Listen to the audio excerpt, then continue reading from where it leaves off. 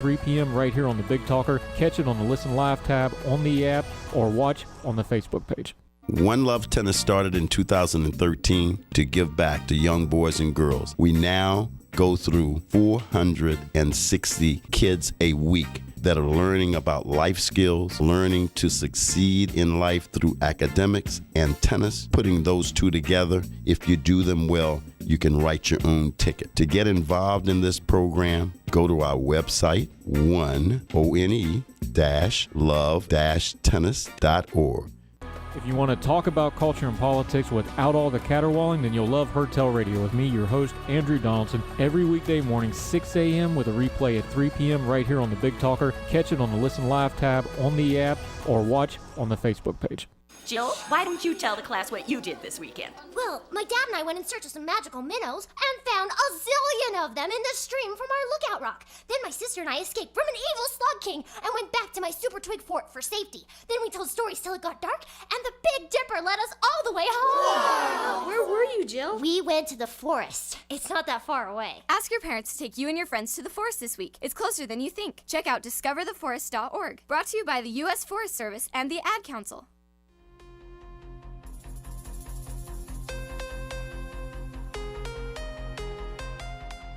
Heard Tell Show. You know we always try to end on a good note, uplifting note. This is an amazing story. Paul Devaney is a man in County Down in Ireland. He left Northern Ireland on Friday for a mammoth journey to Poland, where he dropped off 2 van loads of donations for the Ukrainian people. I actually heard this story listening to Sky News. First of all, you can go to news.sky.com. That's the American website, skynews.uk. if you want to listen to it or watch it overseas. But he said, I've had a daughter myself, and there's a saying that for evil to triumph, all it takes is good men to do nothing. I couldn't in my heart start last Monday morning normally. I came in, had a meeting with my team. We said, let's do this. From then on, it's just been 24 hours a day. Donations of medical supplies, baby foods, hygiene products fill every nook of Paul's office. You really need to go watch the video. It's amazing. He has this warehouse space and office space, and it's absolutely overflowing with donations they've been taking in of this material. Then what they did was they didn't just send it off. They didn't just donate it. They loaded up 2 vans, put it on a ferry, went over to Belgium, and then drove them personally from Belgium all the way to the Polish-Ukrainian border, where they were given to Polish aid workers who then took it directly into Ukraine. And when he talked about it, he said, this way I know it gets exactly where it's going to go. So when I come back and tell our local folks, they know exactly where it's going because I'm personally taking it there and guaranteeing it. It's over a 14-hour drive just from Belgium to the border. That's not counting the ferry ride and the drive across Ireland. This is an amazing story, but when you get down to the bottom of it, Mr. Devaney's says the community, you see it for yourself, and he's gesturing to the warehouse full of stuff. It's stacked floor to ceiling. It's an incredible visual. You see it for yourself. There's old, there's young. Everybody's just been bringing stuff. We put the call out for what is needed and what is required, and it just hasn't stopped. It's been fantastic. We have a large population of Polish and Ukrainians, and we're all in one community now. Heaven forbid it happens to us. Listen to this quote. This is Paul Devaney. This is the guy that's setting all this up and physically taking it down there along with a team of a couple other people. Heaven forbids it happens to us, and nobody did anything. And that's why I think we need to stand up, make ourselves count, and do something. Mr. Devaney, along with 4 other people, made the journey with 2 vans all the way there, all the way back. They plan to continue to do it as long as they need to do it. He said the last load, there were 60 sleeping bags alone. Those are 60 sleeping bags that will keep 60 people warm in Kiev tomorrow night, and they were in Ireland 2 days ago. We shall all realize what we can achieve when we all come together. That'll do it for Heard Tell. What a great story. A lot of light out there with all the darkness in the world. We just got to take a little extra time to go find it. We'll keep doing that. However you're watching or listening, if you're watching on YouTube, if you're listening on any of the podcast services, we sure appreciate you. Thank you. Please make sure you're subscribing. That's the way to make sure you get the new episodes every weekday. You get the long form podcast. You get all the back catalog. We're well over 100 different things you can watch and listen on the back archive, if you will. All of that, it's free to subscribe. All it does is cost you a click. You want to spend 2 clicks on us, you can share us. All of those platforms have a share button. Put us out on your social media. We do not advertise this show other than social media and word of mouth, and we're growing. So if you let people know our program is worth checking out, let people who may want their news and information and culture and political discussion without all the caterwauling. Tell them come find us. We're happy to have them along. Make sure you reach out to us. We're happy to cover stuff on the show that you want to hear about, that you want covered. We've had segments based off of reader feedback and reader questions and listener and watchers. Just reach out, herdtellshow@gmail.com, herdtellshow@thetwitter.com. Our guest and my Twitter accounts are also on the bottom third graphics during the show. Make sure you support all of them. We're glad to have you along. A lot going on in the world. We're going to continue to turn down the noise of the news cycle and bring you good information. As long as you keep listening, we'll keep doing it. Appreciate you all very much. So wherever you and yours are, across the street or around the world, we hope you're well. We hope you are well fed. And we will talk to you tomorrow on Herd Tell.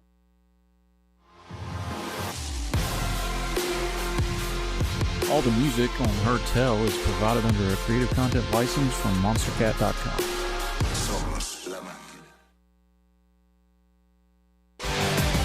Bringing you the best local talk radio shows, Wilmington's Big Talker 106.7 FM, WFBT, Carolina Beach.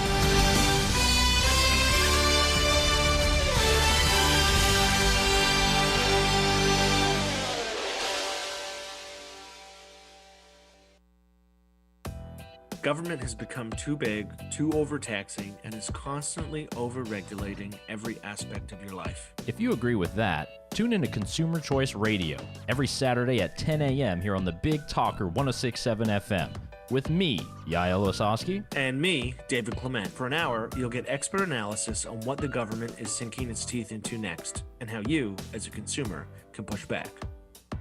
ConsumerChoiceRadio.com. When I tell people I'm a collision repair technician, they usually say, "Can I get your number?" Sooner or later, they're going to need me. I'm the guy who you call when you had a fender bender, who takes your mangled car and brings it back to its former glory. I absolutely love what I do. I trained at CFCC and had job offers waiting on me when I finished. I make great money and can work anywhere. People rely on me. That's a good feeling. I got my start at CFCC, and you can too. Visit cfcc.edu/trades and get started today. Hello, I'm Jeff Rivenbark with WWAY News. The war in Ukraine continuing to send gas prices through the roof across the U.S. and in North Carolina. In the last week, average gas prices in the state rose more than 44 cents per gallon, which is now averaging $3.99 per gallon. Prices are 75 cents higher than a month ago and $1.44 higher than a year ago. According to GasBuddy.com, the cheapest gas in the Wilmington area is $3.85 in the Monkey Junction area. A man has been charged in a Columbus County homicide that happened last month in Whiteville. 69-year-old Lawrence Thomas of Elizabethtown is charged with first-degree murder in the death of 28-year-old Hazel Leach, who was found dead on February 21st. Thomas and Leach were in a relationship. He was arrested following a high-speed chase in Clinton. Investigators say they found evidence relating to the homicide inside Thomas's vehicle. In Brunswick County, 2 bodies were found in the Crystal Springs Church Cemetery in Northwest. Police believe Desmond Radford and Demetrius Gibbs were involved in a shootout with a third party. The bodies were found late Sunday night. Both had multiple bullet wounds. The State Bureau of Investigation is assisting Northwest Police with the case. A Myrtle Beach Fire Department paramedic and doctor from Grand Strand Medical Center recently helped save the life of a Wilmington man bitten by one of the world's deadliest snakes. The man was bitten by a gaboon viper while caring for it. The venom of the gaboon viper rapidly immobilizes the victim so the snake can digest its prey. It also affects the blood clotting ability to the point where a person's blood can no longer clot. The man received 44 vials of antivenom, which is more than double what's used for something like a rattlesnake bite. After months in the hospital, dialysis, physical therapy, and the loss of a few fingers, the man is back to living a normal life. For more on these stories, head over to WWAYTV3.com. I'm Jeff Rivenbark. Have a great day. Happy Tuesday, everybody. I'm WWAY meteorologist Ramel Carpenter with the Storm Track 3 forecast. We are going to be seeing temperatures slowly declining, especially if you live closer to the coast. We're going to go from the upper 60s to the upper 50s later this evening. Under cloudy skies and a small chance for a few isolated showers, but our rain chances really start to increase late tonight into the day on Wednesday as our temperatures tonight fall down to the low to middle 50s. Get your full forecast on WWAY and WWAYTV3.com. This news and weather is brought to you by 2 Men and a Truck. For your free quote, go to twomenandatruck.com. twomenandatruck.com.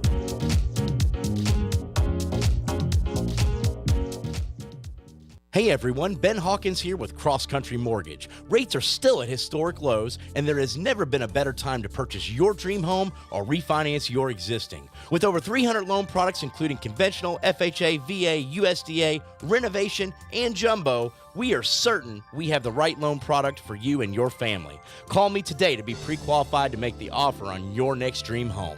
910-352-3373 or visit my website at lendwithben.com. If you want to talk about culture and politics without all the caterwauling, then you'll love Hertel Radio with me, your host, Andrew Donaldson, every weekday morning, 6 a.m. with a replay at 3 p.m. right here on the Big Talker. Catch it on the Listen Live tab on the app or watch on the Facebook page. The way I describe it for people is my dad shot himself and the bullet hit everyone in his life. It was a week before my 30th birthday, and I had this impulse to call him, but I didn't, because I thought I could call him later that week. 63 Americans a day die by gun suicide. With safe gun storage, we can give our loved ones a second chance at life. Learn more at endfamilyfire.org. Brought to you by Brady and the Ad Council.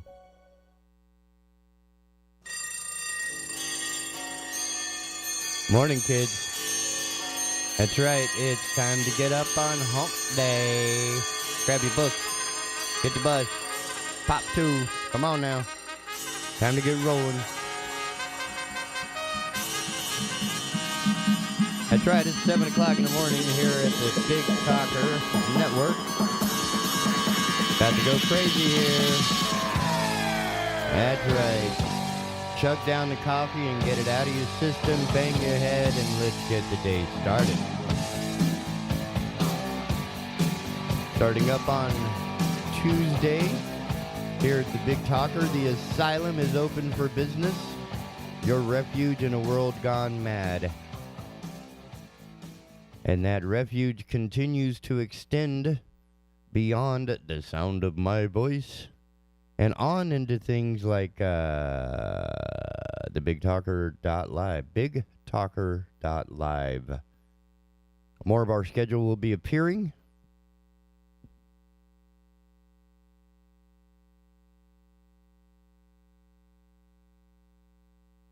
More of our shows arriving and getting scheduled and placed properly. One of them is this evening at 6 o'clock, All Things Brunswick. They will be having a couple of more candidates running for office in Brunswick County.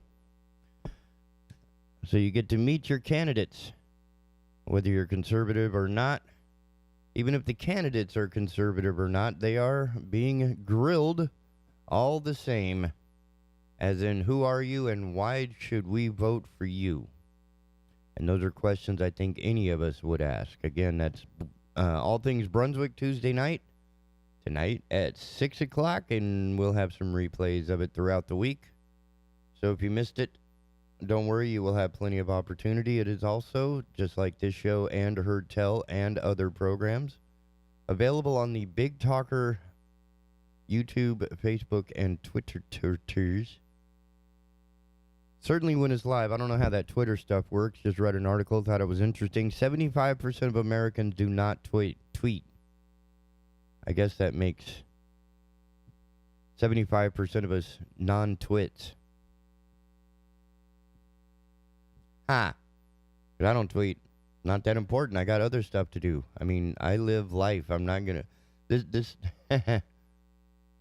Everybody who's got a smartphone and cell cameras and takes pictures every 10, 15 minutes is a culture in a childhood I don't understand. When I was growing up, cameras required film and expertise, and preferably you didn't have a father whose favorite phrase was, "It's not a toy."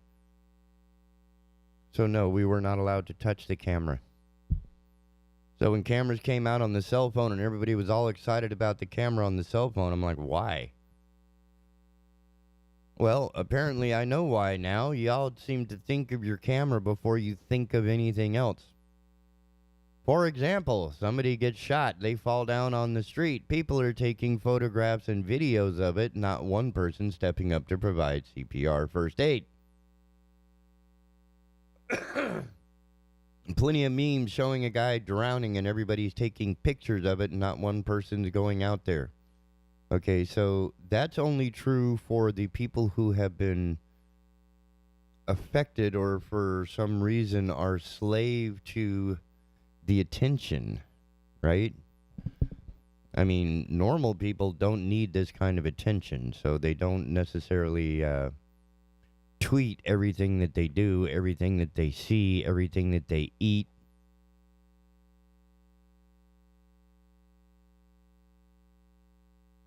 To me, that's a little bit nuts. Just a little, you know.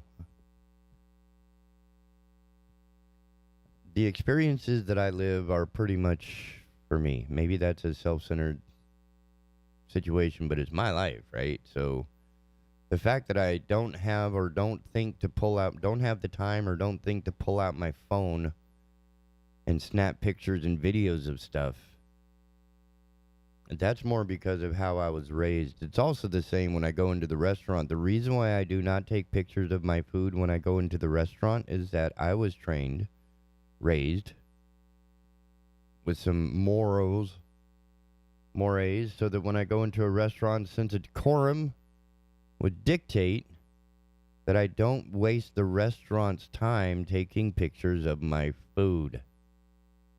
I will order my food, I will enjoy my food, I will pay for my food, and I will leave so the next group of people can come in and have their food.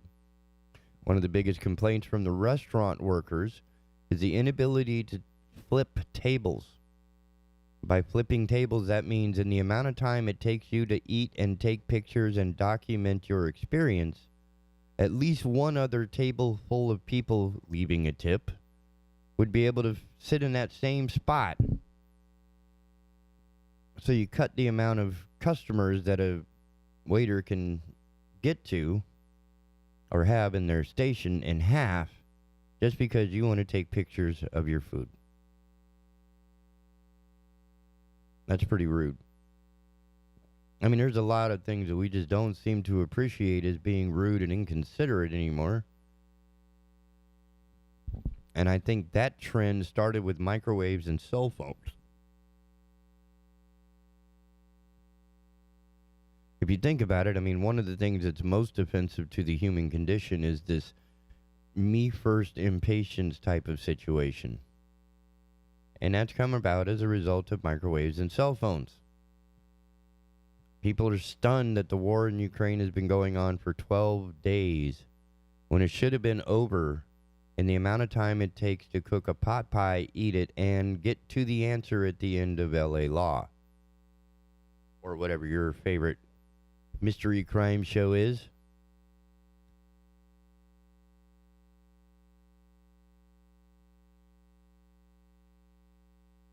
But that's who we are. In fact, one of the things about being humans is that we are predictable, if nothing else. Case in point. This morning, our friend Jeff Rivenbark is speaking to us about a Myrtle Beach Fire Department paramedic and a doctor from Grand Strand Medical Center recently helped save the life of a Wilmington man bitten by one of the world's deadliest snakes. Okay, so I'm going to take a moment here. Yes, I'm going to make fun of this idiot. I don't know his name, and I don't care to. And if he is listening, or if you know this person, you let him know I think he's an idiot. He can call in at any point. I would love to interview somebody with this mental capacity. All right. The man was bitten by a gaboon viper while caring for it. Okay, so I'm guessing you're not entirely prepared, qualified, whatever other terms you want to use, to care for a deadly viper. There's your first mistake. You had one in your house. It's like having a gun. If you shoot yourself in the face while loading your gun, that's your fault, no one else's. You earned it. All right, next line. The venom of a gaboon viper rapidly immobilizes the victim so the snake can digest its prey. Okay, I'm pretty sure the gaboon is not going to be big enough to swallow the human man who was caring for it. Next line. It also affects the blood clotting ability to the point where a person's blood can no longer clot. That's not good either. So now you're paralyzed, bleeding out, and you can't do anything about it. This is a real sweet pet to hang on to there, buddy. Good choice. Maybe next time you get yourself a lap dog. The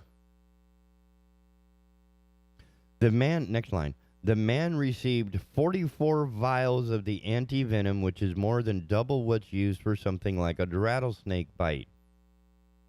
Okay, so I'm really hoping that he paid for this and not the rest of us. I mean, it was his choice to have a gaboon viper without any sort of protocols or preparations or such handy, that it required 2 other people, including a doctor, to help save the man's life.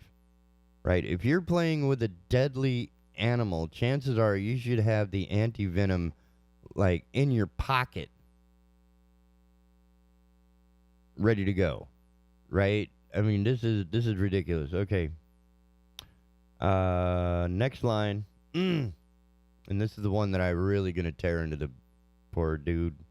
After months in the hospital, dialysis, physical therapy, and a loss of a few fingers, the man is back to living a normal life. Okay, so dialysis, physical therapy, and the loss of a few fingers does not constitute getting back to a normal life. He's never going to play guitar the same again. Guarantee you that. His touch typing skills are going to, drop off considerably.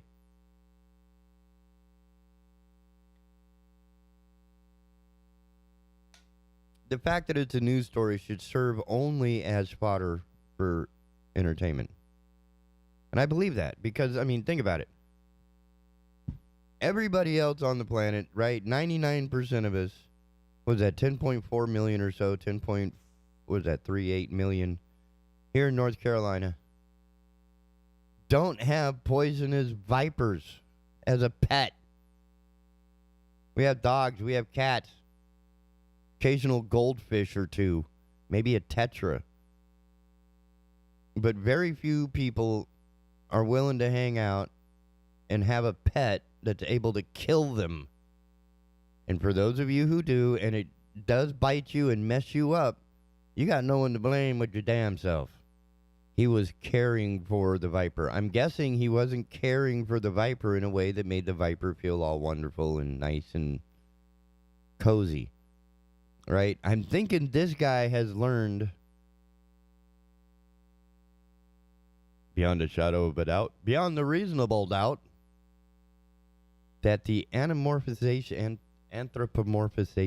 of animals by Disney does not extend to real-world gaboon vipers. Maybe it's a good-looking animal. Maybe it is. A lot of snakes are really cool-looking, but not cool enough to risk your life.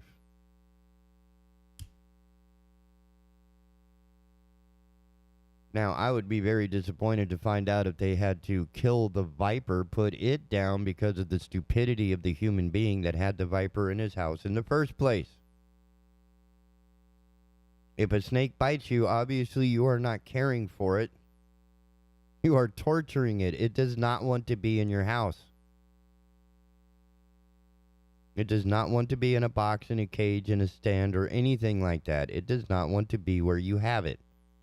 So the loss of a few fingers is probably a good deal compared to where that snake wants to be and what it could have done to you. Without the intervention of the other Homo sapiens to save your stupid butt, you would be currently part of the ecosystem.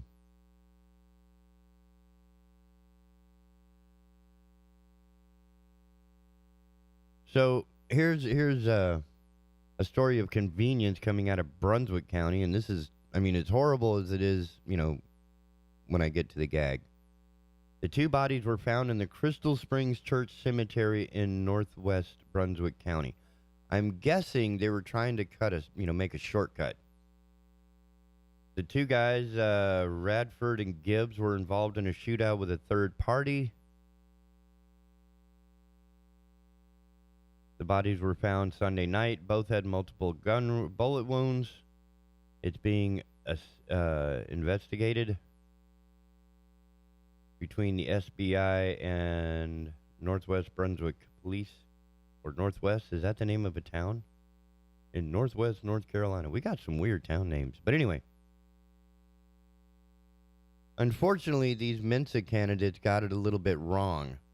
The cemetery comes after the mortuary. So if you're trying to make it convenient for anybody, the cemetery actually isn't very convenient. And if you want to really make it convenient for everybody, you should do it in front of the police station. That way we don't have to waste money looking for you like we did with Anthony Spivey of Chadburn, North Carolina. Former police chief there who decided to fake his own suicide. Like that was going to gain him any points. It was obvious to investigators and anybody with half a brain to realize that a man who would steal money from a cancer charity of a child is not going to be the type of person to atone for his sins via suicide. No, this was just another one of his cheap ploys, making it as inconvenient and costing a lot of money to the taxpayers. So I appreciate these guys trying to make it easier on us, but you're still missing the point. And of course, yes, listeners, that was what I was going to say. Thank you very much. The best thing would be not to start shooting people in the first place. Not to be where people have guns. I mean, it's just people with that type of whatever. Anyway.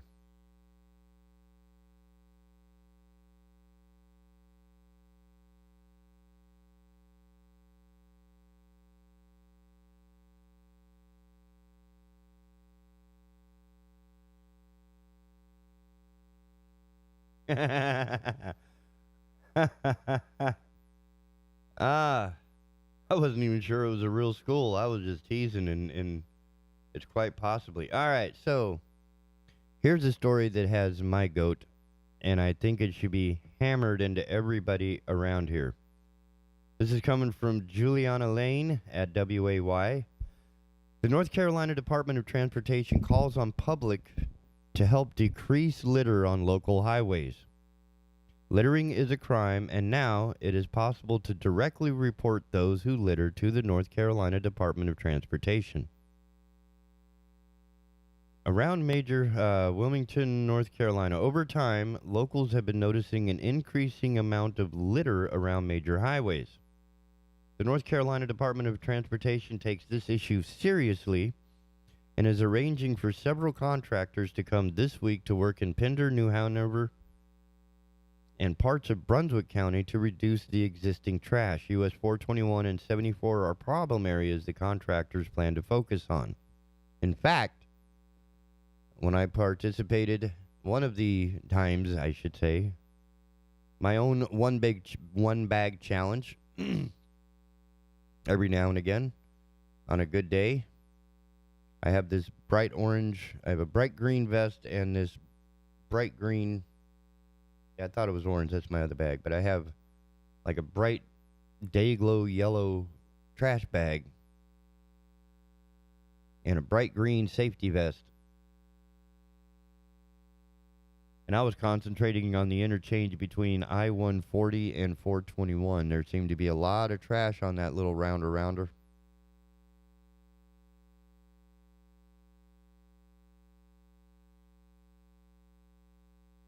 So I understand they're going to be hitting some of the problem areas that I concentrate on. I also have hit a sidewalk once, or a walking path before. It was completely trash, and I don't think it was 50 yards long, and I filled up a bag and a half. Took about 15 minutes. In 2021 alone, the North Carolina Department of Transportation reported approximately 900 pounds of litter collected in Brunswick, Duplin, New Hanover, Onslow, Pender, and Sampson counties, costing the department over $1.16 million. They didn't go into pennies and such, but it's $1,157,982. WAY spoke to Daniel Jones, a Division III roadside environmental engineer who expressed the importance on reducing roadside litter at the source. We need public engagement. We need accountability for the public. This is a preventable expense. This is a preventable expense for the department. Even though there are volunteer programs in place, such as Adopt a Highway and Sponsor a Highway, the amount of litter is overwhelming and does not seem to be slowing down. More information about the current programs can be found at the WAY website, or you can just grab a trash bag, a pair of gloves, and knock it out. Because somebody lives nearby. Period. Easy to take care of. Done. Jones said that teaching children the consequences of littering and holding litter bugs accountable are some ways to help reduce litter at the source. He added that because problem areas are popular transportation routes to the landfill, it is important that when hauling trash that the loads are firmly secured to prevent litter on the roadways. Okay, you're leaving out an entire chunk of idiots who like driving in trucks. They throw their trash in the back thinking that it just magically evaporates like water in the sunshine. When actually, these muffin heads doing 70 miles an hour have generated enough wind speed and air current, to actually lift these things out of the back of the truck and onto the side of the road. So it should be that anybody with a pickup truck that has a bunch of trash in the back, they should automatically get a ticket. No questions asked. Just boom, done. You are done, son. Littering North Carolina roadways is illegal and can result in fines for those that commit the offense. Some litter bugs simply need to be informed and reminded that littering, whether deliberate or unintentional, can end with a personal commitment to stop. The North Carolina Department of Transportation's SWAT a Litter Bug program encourages the public to report people who litter in an effort to make North Carolina roadways cleaner. The program provides every individual an opportunity to be an active participant in reducing litter on North Carolina roadways. The public can report those who litter by contacting North Carolina Department of Transportation's Litter Management Section by filling out an online form or by calling 800-331-5864. Again, 800-331-5864. 5864. 331-5864. Toll-free 800 number. And I think it would be fun to have the perp walk, the walk of shame, being every one of these litter bugs, and they should be paraded in front of a second grade, third grade, fourth grade, fifth grade class, and absolutely humiliated by every student in there. Because every child, we raise these children, we raise our children, I would hope, to do better than to litter on the ground and be unfair bullies in the playground. Unfortunately, we elect them into office. How's that? Was that fun? That was a half hour, and I've only talked about 2 North Carolina issues and people. And I think we're going to have fun with some more when we come back after these messages right here on the Big Talker. You're tuned in to the Asylum, your refuge. That's right. It's your refuge in a world gone mad. We'll be right back. Don't go nowhere.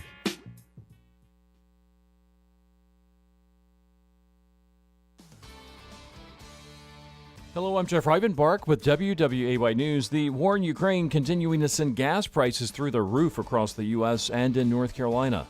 And the last week, average gas prices in the state rose more than 44 cents per gallon, which is now averaging $3.99 per gallon. Prices are 75 cents higher than a month ago and $1.44 higher than a year ago.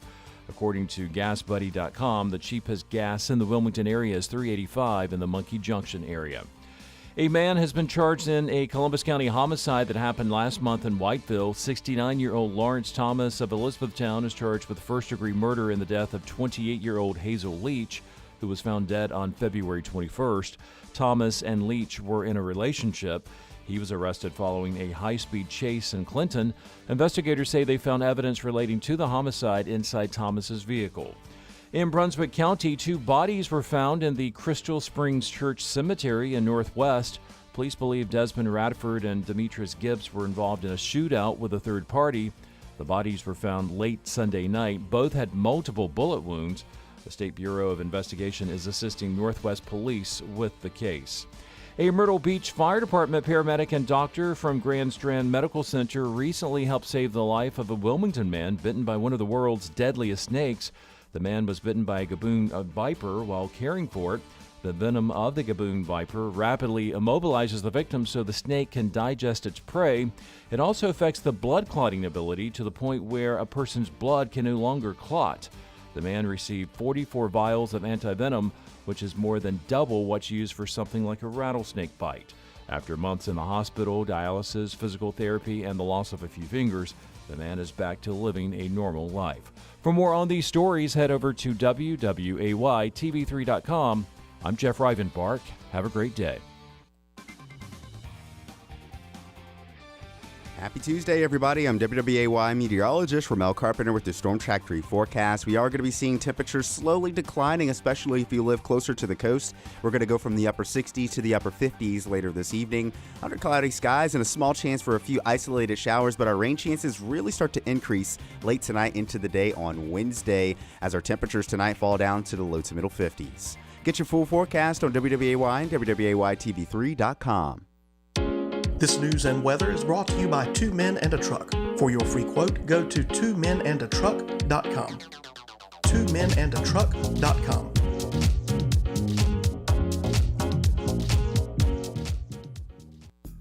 Hi, this is Justin Humphreys from the Humphreys Law Firm on Eastwood Road. Tune in Thursdays from 6 to 7 p.m. for Objection to the Form, covering civil litigation, real estate issues, and intellectual property. That's Objection to the Form, Thursdays 6 to 7 p.m. right here on the Big Talker 106.7 FM. O'Leary's Automotive Repair has multiple locations in the area in Hampstead, Leland, the Myrtle Grove area, Ogden, and Wrightsboro. O'Leary's Automotive Repair, a trusted, locally owned business since 2006. I'm State Farm Agent Rob Renz, and I want to help you get to a better state. We are one of the fastest growing and most reviewed insurance agencies in Wilmington. That's because our customers love the personalized attention that we give to you. Let us help you get to a better state by visiting our website at ilminsurance.com. That's ilminsurance.com. Like a good neighbor, State Farm is there. If you want to talk about culture and politics without all the caterwauling, then you'll love Hertel Radio with me, your host, Andrew Donaldson, every weekday morning, 6 a.m. with a replay at 3 p.m. right here on the Big Talker. Catch it on the Listen Live tab on the app or watch on the Facebook page.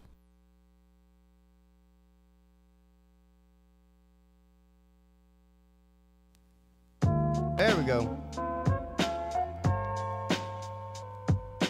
Apparently I need to feed the generators or something. I don't know what's going on there. That was my fault. I'm sorry. Absolutely stunned by some of the messages I'm getting. But anyway, hey, welcome back to the Big Talker Network. You're tuned into the Asylum, your refuge in a world gone mad. I'm going to have to copyright that or something. I don't know. I like that. I like that idea.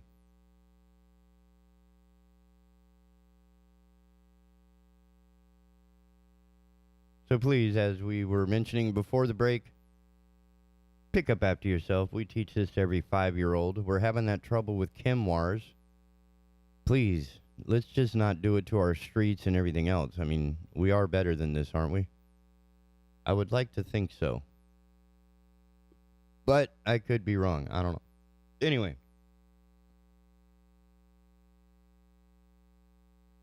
Here's another example of the wonderful human beings here at North Carolina. Coming out of Black Mountain, North Carolina, police say a group of abandoned animals was found locked in cages on the side of a North Carolina road. According to a Facebook... What happened? According to a Facebook post from the Black Mountain Police Department, the animals were left off Dunsmore Avenue late Tuesday night or early Wednesday morning. The post also included photos of the cages sitting on the side of the road, each with multiple dogs crammed inside.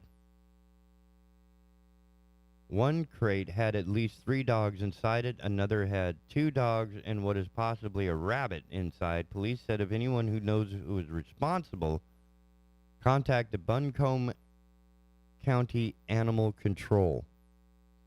I mean, that's pretty dark. That's wow, that's pretty bad, I think. I mean, I could be wrong, but that's just a horrible, horrible situation to stumble upon, and for someone to actually, like, do that? Can we not be any better than this? Is there a problem with that? Can we not somehow be decent human beings? If not to each other, at least to the animals. Because they didn't deserve this. What did the dogs ever do to you that you feel it necessary to dump them on the side of the road in packages, basically? Man, that was brutal. So that's at least, 5 or 6 dogs and possibly a rabbit.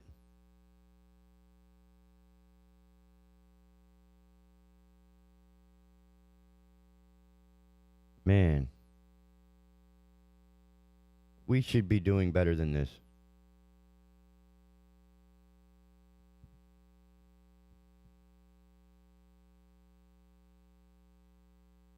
We can do better than this, ladies and gentlemen. Stop throwing the litter down and stop throwing your dogs away. Pender County Commissioners discuss county projects ahead of the new fiscal year. Here's a news story that's hopefully a little better. Coming from Celeste Smith from WAY. Officials gathered at the Pender County Annex in Hampstead on Friday for a retreat to discuss goals for the county ahead of the next fiscal year, addressing a long list of issues that may impact the county for years to come. Pender County Board of Commissioners discussed past and future projects that will help provide services to more residents and also improve infrastructure.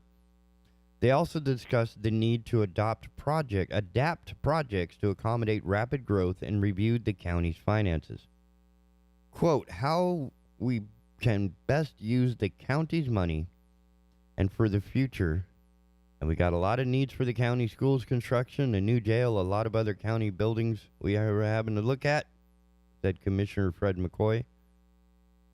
New projects discussed included land acquisition facilities and parks and recreation. The county expects these projects to connect more residents with services closer to their homes. There's just a lot of space needs that we're trying to address, and we're trying to distribute services as equitably as we can in a 900 square mile county, which can be a challenge. County Manager Chad McEwen says the meetings were productive and showed that the county is moving in a positive direction with its economic growth. For the average citizens, it should be a very positive message that the county is being very proactive on addressing the needs from infrastructure, from parks, from schools standpoint. Which makes sense. So getting more involved in the commissioners' reports and meetings is a great way for constituents, voters, to get their words, get their ideas heard, get their input. Because this is your money, and it does help to have a voice, a say in how it's being used and what it's being used for, who can benefit, who shouldn't.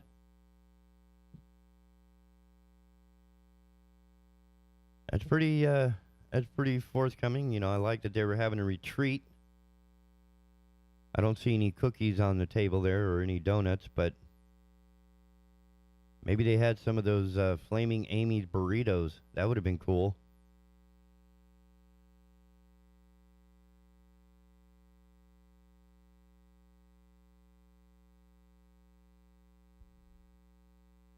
Man, nothing good there. But, I mean, nothing but murders and killings and shootings and lootings and, I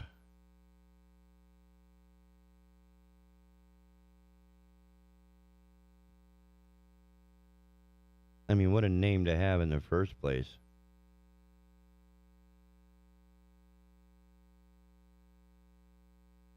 Daniel Reeves and Greer Old. I don't even want to give these guys any more energy, but holy cow, they are just really, really bad people. Coming out of Wilmington.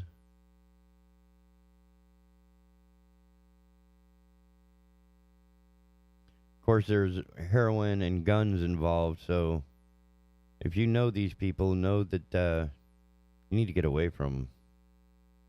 I mean, that's some horrible, horrible stuff. And I can't even duplicate that. I don't even want to go there. But again, 10.5 million people in North Carolina, and these are the examples we end up with. We did have another North Carolina resident in the news recently. See if I can bring that story up. Where'd you go? Come on. Oh, that's not fair. Here we are. This is another North Carolina, based story. Get back here. I hit the wrong button. There we go. Coming from the Daily Beast, written by Justin. Was that another? Okay. Stop it. Justin Rorlich. The treasurer of a pro-Trump political action committee that ran afoul of campaign finance laws almost immediately after it was formed, has been charged with running an international Ponzi scheme in which he allegedly duped investors out of nearly $7 million that he used to fund his own opulent lifestyle, including vacations, luxury vehicles, and a down payment on $1 million home. David Scammons? I'm going to go with Scammons because he sounds like a scammer. Mr. Scammons, a 64-year-old North Carolina resident who in 1966 was barred from the Securities and Exchange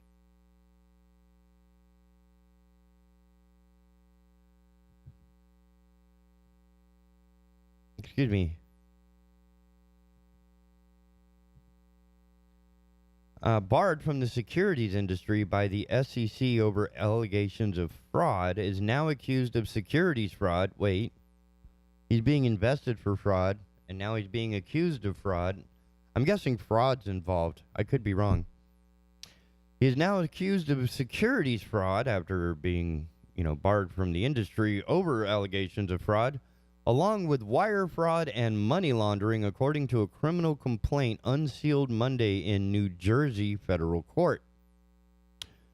Scammons, the feds claim, carried out a years-long scam with victims in at least 3 U.S. states and as far away as Australia.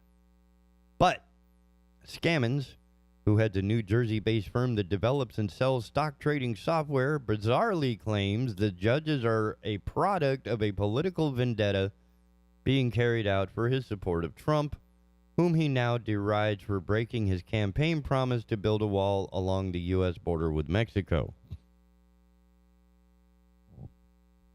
I don't know what's in his water. This is thermonuclear war now, Scammons told the Daily Beast of the government's decision to bring charges against him. It's made up. I believe 5,000 subpoenas have been sent out in the last year, have they not? I believe there's a statement by Attorney General Merrick Garland that said they're going after anybody who supported January 6th, whether they were there or not. I wasn't there, but that's the point. It doesn't matter if you were there. It is true the January 6th committee and others have in fact issued some 5,000 subpoenas and search warrants related to the Capitol riot. Garland, in a January 5th speech, said he would hold all January 6th perpetrators at any level accountable under law, whether they were present that day or were otherwise criminally responsible for the assault on our democracy, in response to calls for Donald Trump to face accountability for his alleged role in inciting the siege, but not for those who simply agreed with the rioters.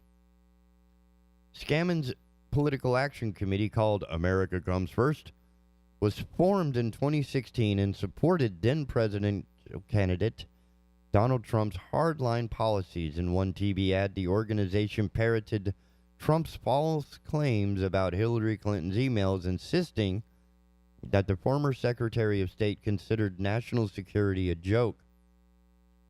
Trump takes it seriously, the ad said, some 6 years before the National Archives discovered classified material that had been taken from the White House to Trump's Mar-a-Lago estate in Florida. The scam, allegedly perpetrated by Scammons, began back in 2014 and lasted until June 2021.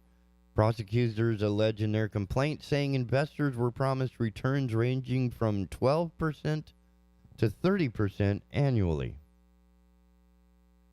In reality, however, Scammons was running a Ponzi scheme and stealing the victim investors' funds, the filing states. At least 25 people lost vast sums to Scammons' alleged fraud, which used fabricated monthly account statements that falsely represented gains associated with their investments and bogus explanations for delayed and or incomplete dividend payments and or redemptions. Scammons sold his investment opportunity as a sure bet, prosecutors say. His companies would loan money to day traders in need of capital, executing transactions on TradeSteam, a platform run by Scammons. The profits would come from fees TradeSteam imposed on the day traders, regardless of whether their trades made money or not. The investors, some of whom sank portions of their retirement accounts into the venture, were told. In 2018, a number of Scammons' clients began to demand their money back, the complaint states. Scammons returned some funds, in part by using incoming funds from other investors in the manner of a Ponzi scheme, it explains, yet not everyone was so lucky, as Scammons has strung along the victim investors through misrepresentation and false promises. To date, investors say they have identified at least 4 investors who lost a combined total of $3.35 million in the TradeStream offering. The following year, prosecutors say Scammons began to solicit investment in what he called the Algo Fund, describing it in presentations as a proprietary algorithmic trading fund managed by TradeStream. Investors were told that the fund would use state-of-the-art servers located in the same data center as the New York Stock Exchange and NASDAQ, according to the complaint. But, as with TradeStream, Scammons provided his Algo Fund clients with fake records regarding the health of their investments. Investigators say they have so far identified at least 25 victims who lost a collective $3.45 million by investing in the Algo Fund. The feds say they quickly... Excuse me. That's 2 different sentences, T. The feds say they followed the money, tracking investors' funds that flowed into Scammons' corporate bank accounts, quickly passing through accounts in the names of law firms that were not involved with the investments, then getting steered into accounts in the names of companies controlled by Scammons, and ultimately into Scammons' personal bank accounts. The funds were used largely for personal expenses, the complaint says. When one alleged victim became skeptical of Scammons, he tried to liquidate his $2.9 million investment. Scammons returned $300,000 to the unnamed investor, all of which had been sourced from other victim investors, according to the complaint. Realizing the rest of his money was not forthcoming, Victim 1 demanded explanation for the delays in receiving redemption payments. Scammons consistently made excuses for the delayed and continued to falsely assure Victim 1 that wire transfers had been sent or were pending. The balance of the account, $2.6 million worth, never appeared. Scammon used an identical script on the others, insisting that everything was above board and messages calculated to lull victims into a false sense of security. 2020, Scammons began hawking a new investment opportunity, claiming to be tired of dealing with the traders propping up one of his other funds. Scammons told prospective customers that he wanted to transition into the health savings plan market.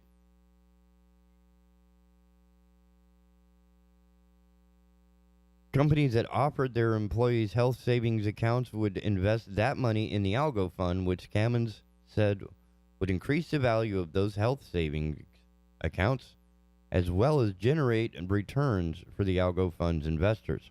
But once again, investors lost faith and began to ask for their money back. Scammers often cited issues such as inclement weather, travel, and illness as reasons for the frequent delays in releasing their funds.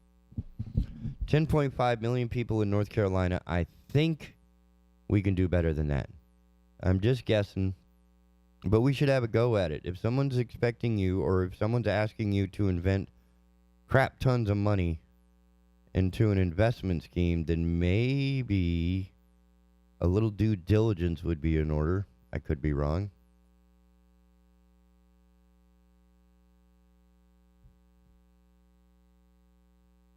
On the other side of the coin,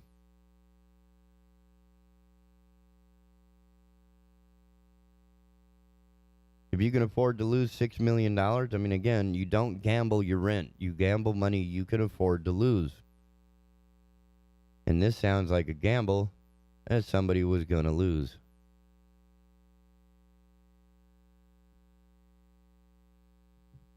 It looks like a lot of people lost. They're trying to get their money back, but this guy's already spent it, smoked it, drank it, crapped it, burned it. It's gone, bruh. It is gone. So I don't know what you plan to accomplish with the rest of this. Putting him into jail isn't going to do anything. The money is gone. Can you believe that? The money is gone. But he still lives here in North Carolina while being prosecuted in New Jersey. Now, Scammons is no stranger to being under the microscope of federal investigators. In 2016, America Comes First, the political action committee he founded, found itself in hot water after neglecting to disclose the names of its donors before Election Day and exceeded campaign contribution limits, according to a ProPublica investigation. Basically, they're not obeying any kind campaign finance law whatsoever, said one lawyer. 2 days after the election, America Comes First posted a now-deleted photo on Facebook that showed Scammons meeting with President-elect Trump. In a rambling phone interview with the Daily Beast earlier this week on Monday, Scammons claimed to have testified against Hillary Clinton in a secret grand jury in 1997, purporting to have evidence of millions of dollars in illegal campaign contributions out of China. So you can draw your conclusions from that. That's where this all started, said Scammons, with that Hillary Clinton. I had my computer seized by the feds. I had all my information seized. My daughter and my wife had automatic weapons pointed at them when they took it at 6 o'clock in the morning on August 31st. Insisting that the allegations in the affidavit used to obtain the search warrant for his home were 100% false, Scammons promised to provide evidence later. I won't get into it now. I don't have time, he said, but I'll tell you something. I'm not happy. I'm tired of living in this country and being attacked if you're on the wrong side of the political spectrum. If you're not with the right group, they will come after you. In this country, politics has now been criminalized. That's what's going on here. Scammons further said he shared an unspecified piece of evidence with Trump about Clinton, claiming that Trump promised, "Don't worry, Dave, we'll get her." However, he said the bloom is now off the rose for him with regards to Trump. He promised to build a wall, said Scammons. Never happened. Scammons, who is facing a maximum of 20 years in prison on the wire fraud charge, another 25 years on the securities fraud charge, and 20 years on the money laundering charge, does not yet have a court date set. They're trying to ruin our company, is what they're trying to do, he said. They stole our code. I'm almost certain they've denied it, but our servers were stolen in 2021 from a military-style security data center. When this investigation started, they were all stolen. Still, he concluded, all I need is an honest judge and a good jury, not one that hates everyone on Wall Street. But I'm pretty damn angry about being villainized and tainted, and I'm not happy about it. I'm a very strong Christian. I believe this pandemic has brought out the good people and has brought out the evil people. Almost like in the Old Testament Passover, everyone had a mark on the door. That's what the pandemic's done. You know where people stand. The SEC on Monday filed a parallel complaint against Scammons, charging him with lying to retail investors. This is not the first time that David Scammons has been charged by the SEC for misconduct and serves as a good reminder for investors to research potential advisors. This is from Richard Best, the director of the Security and Exchange Commission's New York Regional Office, said in a statement, before entrusting someone with managing your money, investors should visit investor.gov where they can vet potential advisors. So, if any of these guys had taken a moment to clicky the mousy mouse on investor.gov, they would have realized that this guy, this person, David Scammons, would have been, listed as already under investigation and, of course, being prosecuted for fraud, wire fraud, other fraud, every kind of fraud. I mean, this guy just he wants to hit all the fraud, like a fraud trifecta. Securities fraud, wire fraud, and money laundering. And he's facing, let me see, what was that combined again? He's looking at 20 years for one, 25 years for the other. Where are they? Those are some awesome numbers.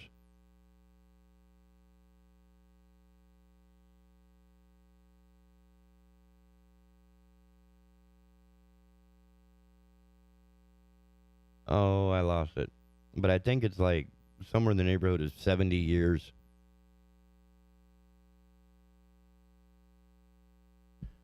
Amazing. North Carolina resident. That's all they said. David Scammons, North Carolina resident. 64-year-old North Carolina resident. I have 8 years before I go this particular type of senile crazy. That's a good sign. I got a minute. So if anybody knows a good therapist to steer me away from creating a Ponzi scheme after being investigated and banned from the SEC for doing any trading whatsoever, or barred, sorry, I don't know if banned is a different term, but barred from the securities industry by the Securities and Exchange Commission over allegations of fraud, and is now accused of securities fraud along with wire fraud and money laundering.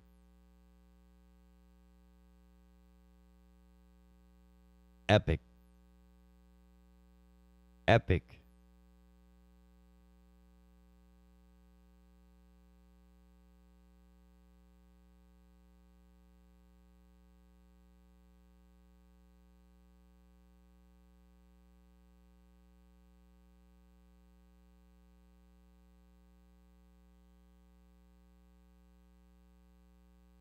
Oh, here we go. Found it again. Scammons, who is facing a maximum of 20 years in prison on the wire fraud charge, ding, 25 on the securities fraud charge, ding, and 20 years on the money laundering, ding. That's 20, 40, 65 years. 65 years for a few $1 million. And nobody gets their money back. A scamming gets a free ride for the rest of his life. Even if they only get him for 20 years, if he's already 64, right, let's go back to the top of the story here. So if they held on to him for 20 years, he'd be 84 when he got out and should not be allowed to have a pen. As simple as that, ladies and gentlemen. Well, we're going to have some more commentary and news ripping here in a little bit. We're going to have some fun with that.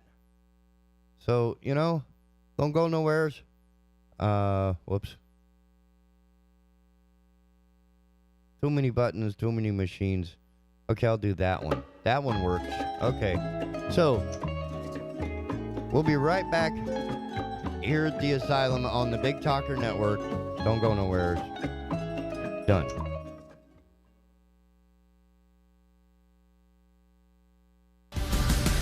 Keeping Bald Head Island informed. The Big Talker 106.7 FM WFBT, Carolina Beach.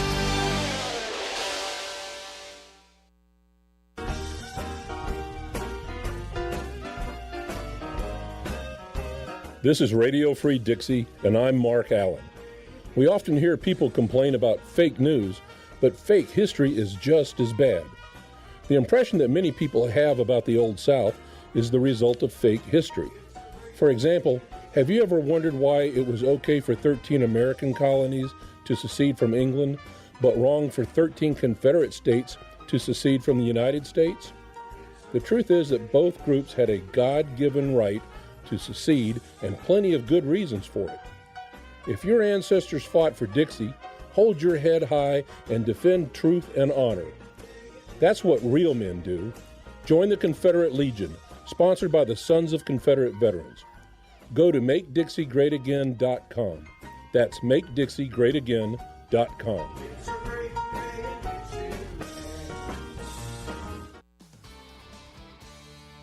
Hello, I'm Jeff Rivenbark with WWAY News. The war in Ukraine continuing to send gas prices through the roof across the U.S. and in North Carolina. In the last week, average gas prices in the state rose more than 44 cents per gallon, which is now averaging $3.99 per gallon. Prices are 75 cents higher than a month ago and $1.44 higher than a year ago. According to GasBuddy.com, the cheapest gas in the Wilmington area is $3.85 in the Monkey Junction area. A man has been charged in a Columbus County homicide that happened last month in Whiteville. 69-year-old Lawrence Thomas of Elizabethtown is charged with first-degree murder in the death of 28-year-old Hazel Leach, who was found dead on February 21st. Thomas and Leach were in a relationship. He was arrested following a high-speed chase in Clinton. Investigators say they found evidence relating to the homicide inside Thomas's vehicle. In Brunswick County, 2 bodies were found in the Crystal Springs Church Cemetery in Northwest. Police believe Desmond Radford and Demetrius Gibbs were involved in a shootout with a third party. The bodies were found late Sunday night. Both had multiple bullet wounds. The State Bureau of Investigation is assisting Northwest Police with the case. A Myrtle Beach Fire Department paramedic and doctor from Grand Strand Medical Center recently helped save the life of a Wilmington man bitten by one of the world's deadliest snakes. The man was bitten by a gaboon viper while caring for it. The venom of the gaboon viper rapidly immobilizes the victim so the snake can digest its prey. It also affects the blood clotting ability to the point where a person's blood can no longer clot. The man received 44 vials of antivenom, which is more than double what's used for something like a rattlesnake bite. After months in the hospital, dialysis, physical therapy, and the loss of a few fingers, the man is back to living a normal life. For more on these stories, head over to WWAYTV3.com. I'm Jeff Rivenbark. Have a great day. Happy Tuesday, everybody. I'm WWAY meteorologist Ramel Carpenter with the Storm Track 3 forecast. We are going to be seeing temperatures slowly declining, especially if you live closer to the coast. We're going to go from the upper 60s to the upper 50s later this evening. Under cloudy skies and a small chance for a few isolated showers, but our rain chances really start to increase late tonight into the day on Wednesday as our temperatures tonight fall down to the low to middle 50s. Get your full forecast on WWAY and WWAYTV3.com. This news and weather is brought to you by Two Men and a Truck. For your free quote, go to twomenandatruck.com. twomenandatruck.com.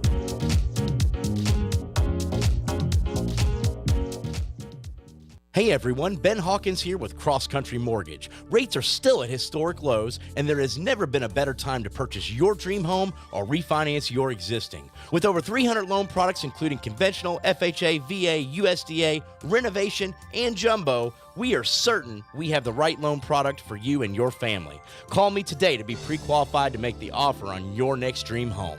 910-352-3373 or visit my website at lendwithben.com. I'm a construction superintendent working on a new housing project in the area.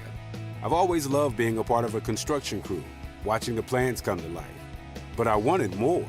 I went to CFCC and trained in construction management technology. Now my skills allow me to have the life I once dreamed of. I make great money and can get a job anywhere. I got my start at CFCC, and you can too. Visit cfcc.edu/trades and get started today. I am State Farm Agent Rob Renz, and I want to help you get to a better place. Visit us online at ilminsurance.com. That's ilminsurance.com. Like a good neighbor, State Farm is there. Welcome back. Good morning. Get with it. Hit the book, hit the bus, hit the bank. It's time to get up and rolling. That's right, Pop 2, all you military folk. It's time to pay attention and get up in the morning. You are back in the Asylum, your refuge in a world gone mad. Right here on the Big Talker Network.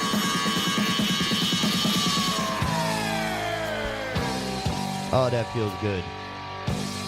Kevin DeGrove, can't beat that.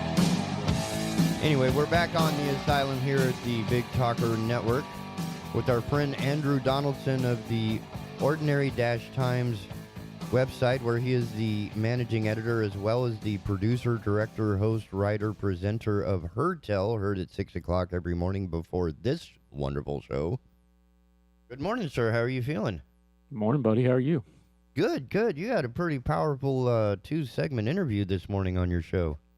Boy, Joshua, we recorded that.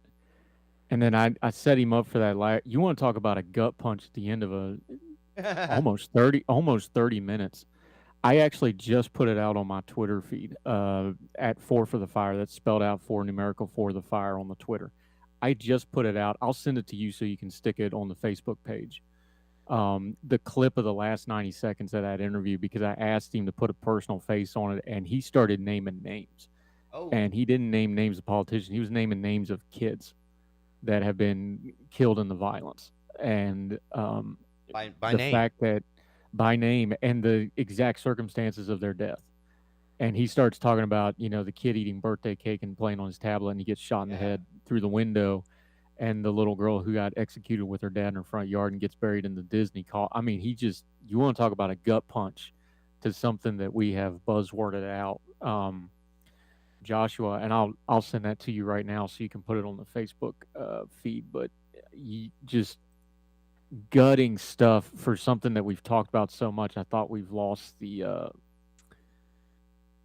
lost the human face to it when we talk about criminal justice and social justice and policing. And boy, did he just whack. Like, I wasn't even with the prep work, and I said I didn't expect him to go there with it, and it really hit me.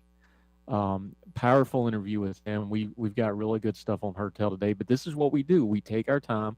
One of the things when you and me were putting that show together was when we do radio, like, I've done, TV spots, and you've got 4.5 minutes.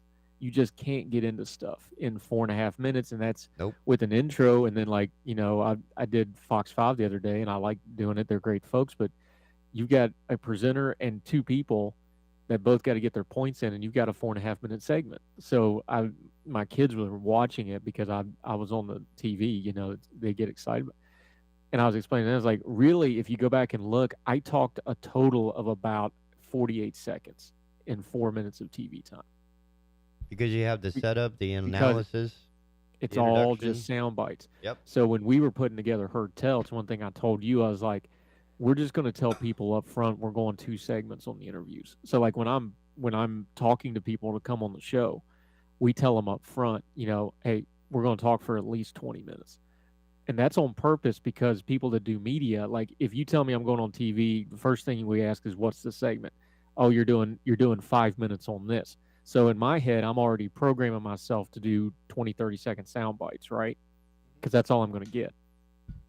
When I tell these folks and these really knowledgeable guests we have, and you tell them up front, you're going to be talking for 20 minutes, 30 minutes. We're going to go deep on this. They just open up, man, and you can really get to the heart of the matter and get to the good information. And Josh just brought it, like facts, data, stats, names, no BS. Went after both sides, took current events. He'd actually written on this topic about a month ago, and he said, the administration's going to pivot away from defund the police to fund the police. But here, fund the police ain't enough. You have to fund it smartly, and you have to have accountability. And he just laid it out. And these are the kind of guests we'd love to have on the program. I can't talk how it's like we had Todd Kelly on yesterday. Been a long form journalist for forever. And I'll ask him, like, do you think the media is going to change? He's like, no, because of the money. And he just breaks it, just no BS. He can talk at length about stuff. This is what I'm really, really proud of that aspect of our program. And you really need to go over here, Josh, this morning. He's our guest. We also talk about Ukraine and other things, but you tell me, you listen to it. I'm too close to it. How did that hit when you heard that the first time, though? It made me angry. Yeah, because you don't hear that. That's not, you don't hear this subject talked to in that way, do you? Nope. And certainly not with the clarity and distinction with which, the data was coming across. He's not sugarcoating it or anything. He's letting you know that this is, whoever you support, this is what's happening. Right. And there's no real, blame assigned other than this is what we need to do. Yeah. At least that was my take. I'm not the brightest bulb in the shed.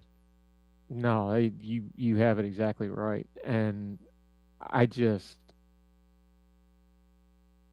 frustrated with doing media sometimes because, we talked about it on the show yesterday. I talked about it on the show this morning. You have to remember we're dealing with people here. And we talk about criminal justice and social justice in this vacuum, and we forget we're dealing with people. And we forget those statistics are people. And it's something that we try really, really hard to keep front and center of what we do, is you just have to understand that you're dealing with people. So no, you can't just wave a buzzword at somebody and people are going to change their entire, life beliefs. You have to work on it. You have to build bridges. Because people, you can't, I got frustrated conversation we were having this morning debating. So I was like, you're not advocating for a policy. You want me to chase a unicorn with you, and I'm not going to do it because that doesn't exist. What you're advocating for, it's not possible because people are people. People have thoughts and feelings, and you can't just tell them to do stuff. That don't work. You have to convince them or incentivize them or whatever. You can't just say this is your new reality and expect everybody to accept your reality. That don't work. And so much of our media coverage and news media coverage is just unicorn humping. That's a good term for it. I had not heard it that way. That's all they're doing. It's, well, this is how this should be, so let's talk about it. Like, no, look, I will discuss any controversial topic you want to, but I'm going to have an adult conversation or I'm not wasting my time with it. Don't give me pie in the sky crap. Give me a problem.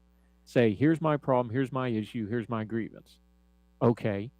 And then I will say, well, how are we going to fix this? And we start hashing it out, because there's no such thing as you getting all of your way. And just way too much of our discourse is tribalized. It is monetized to niche markets. And a lot of it is purposefully so where they don't actually ever want to solve the problem because then they wouldn't be able to talk about it anymore. Hello, Congress. You know, It should because be funny, they can, but it is. they've got to have the problem to run on it.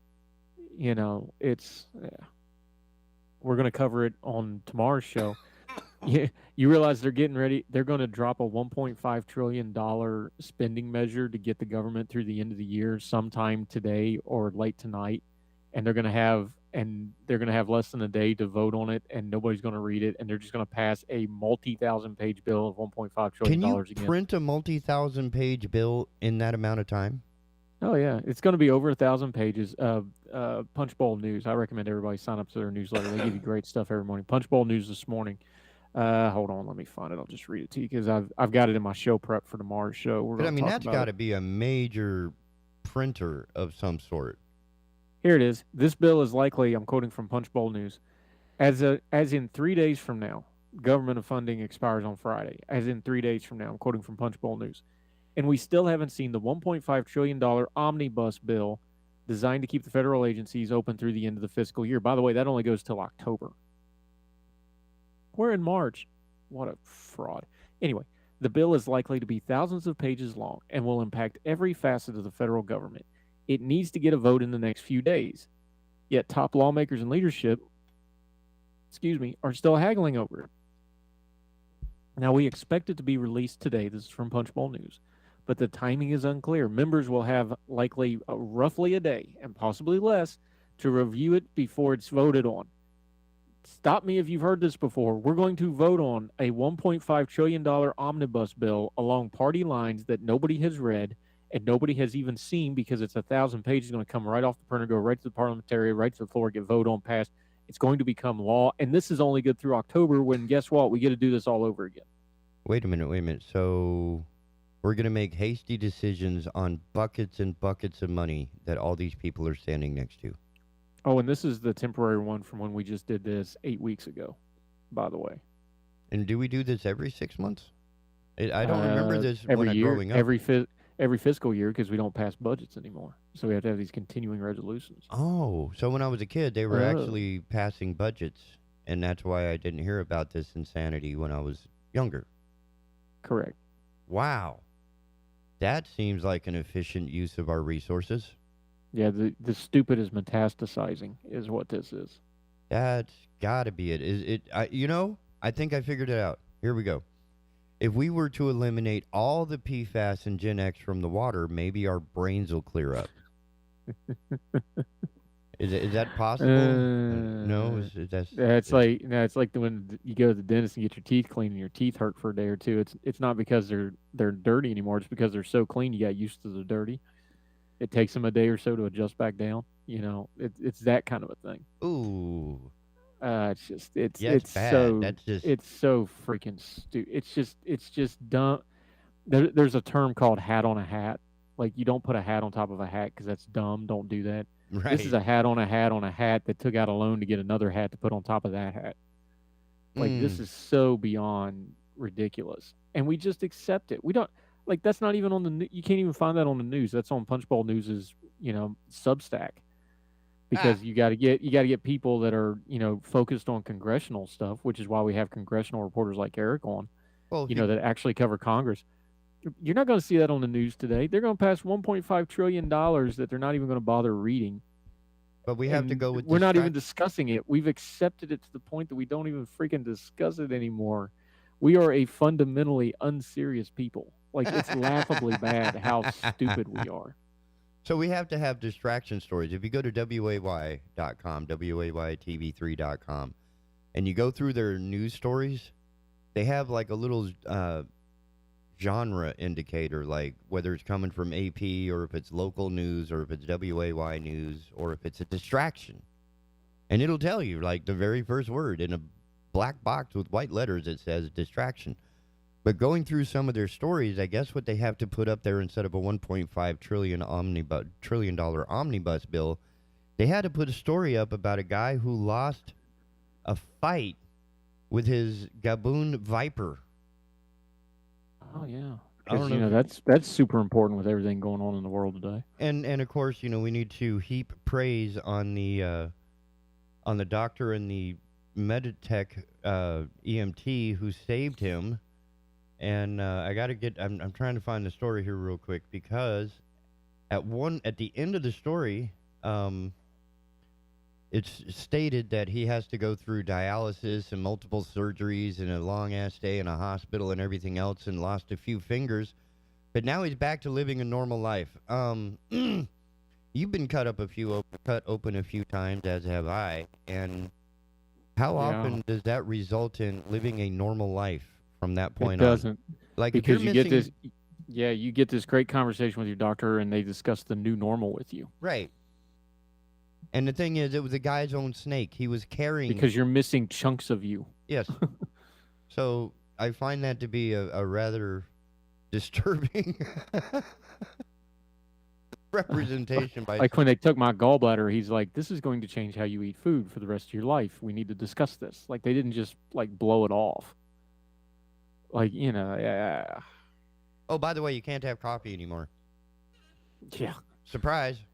Yeah, I don't have coffee anymore, which I was never, to be honest, I was never a coffee drinker anyway, so that one didn't actually bother me that much. We would have a battle.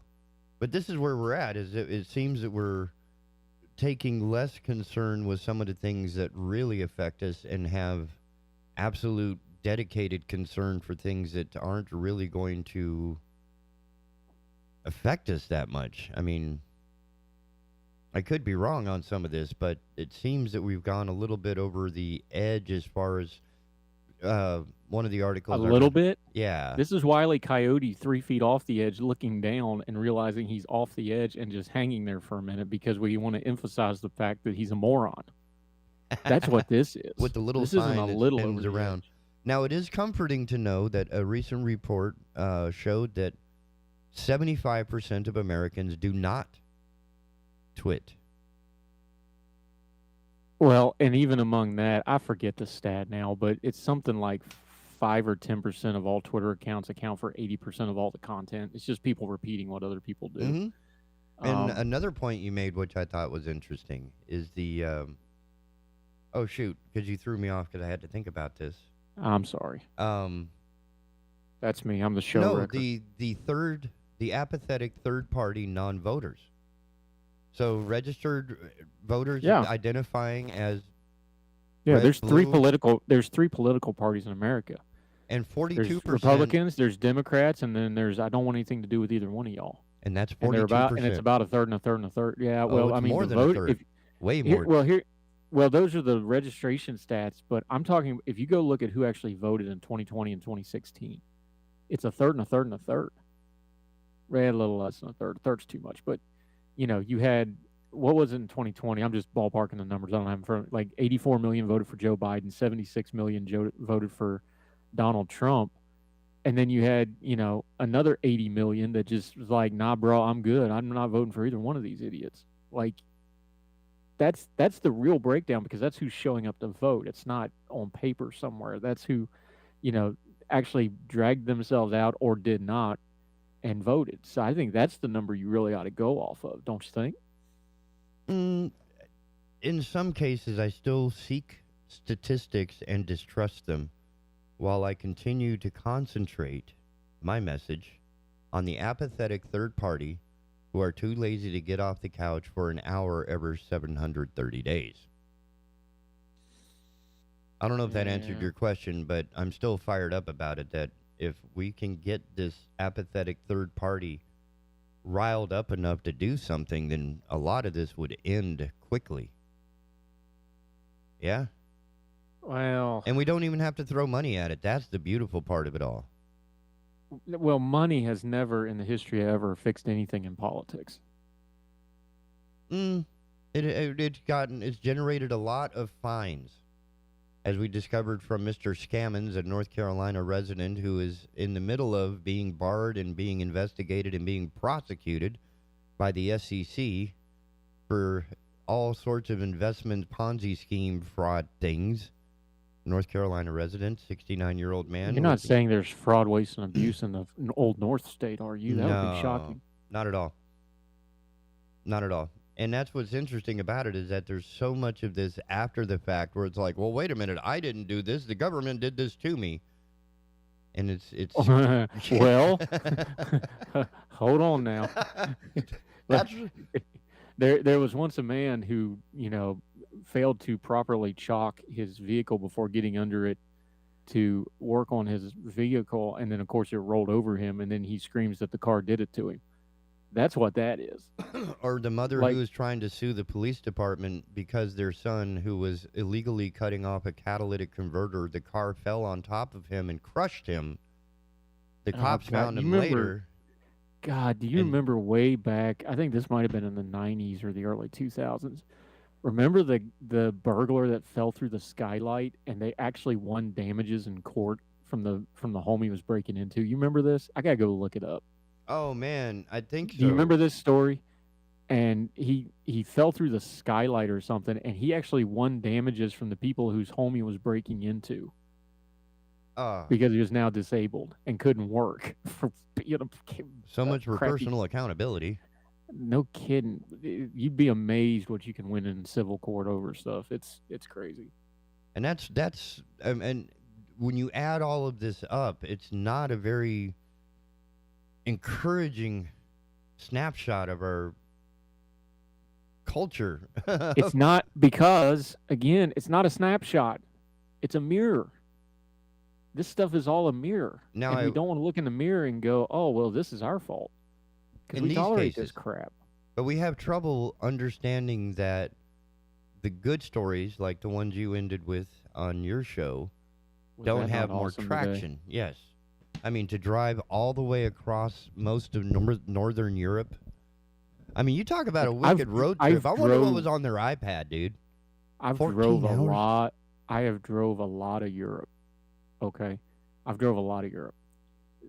The 13 hours of driving in Europe is nothing to joke about. Like, that's... Yeah, but you get to do it on, super stupid speeds, or is that just Germany? No, well, parts of Germany, but, Belgium, the Eastern European roads are a adventure in and of themselves. For this guy, and remember, there's a ferry ride from Ireland involved, from Ireland to Belgium in here on top of it. So he's got that part too. They took 2 vans. There's 4 guys. Well, how long is the ferry? I take the Bald Head ferry, twice, 3 times a month. It's no big deal. Off the top of my head, I don't. The channel, the northern channel is a little wider than it is between England and France to Ireland and Belgium. Probably 6-7 hours, maybe less.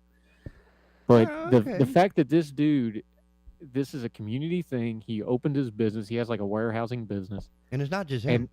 I mean, he's spearheaded. Well, he put it out. He's leading it. He put it out to his community, and he's like, "We're going to make sure the stuff from our community goes exactly where it's going to go, because we're going to physically freaking take it there and hand it to them." And they did it, and they're doing it over and over and over again. I'm like, man, run that guy for office. And let's put that dude in charge of something. And to add to that, just on the financial end, the cost of fuel in his part of the world is much higher than the cost of fuel than our side of the world. And they're still paying for it. They're not billing anyone for this. This is their contribution to, hey, they won't send boots, but we will send food, diapers, and everything else that you need. Well, he took the example they used, the one that Sky News tagged along. They took 60 sleeping bags. And that doesn't sound like a big deal. He's like, that's 60 people that'll sleep warm. Because, I mean, now, because it's still winter. It's still winter over there. Attention.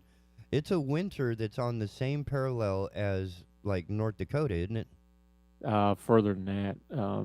Like Canada? They would be, it'd be, Maine, the High Plains, Canada. Yeah, it's Germany's on the same latitude with, or longitude, excuse me. Germany's on the same longitude with Maine, to give you the idea of the split here. Okay, so and it's going to be Germany's pretty center Europe, so it's cold. It's a different environment, but it's cold.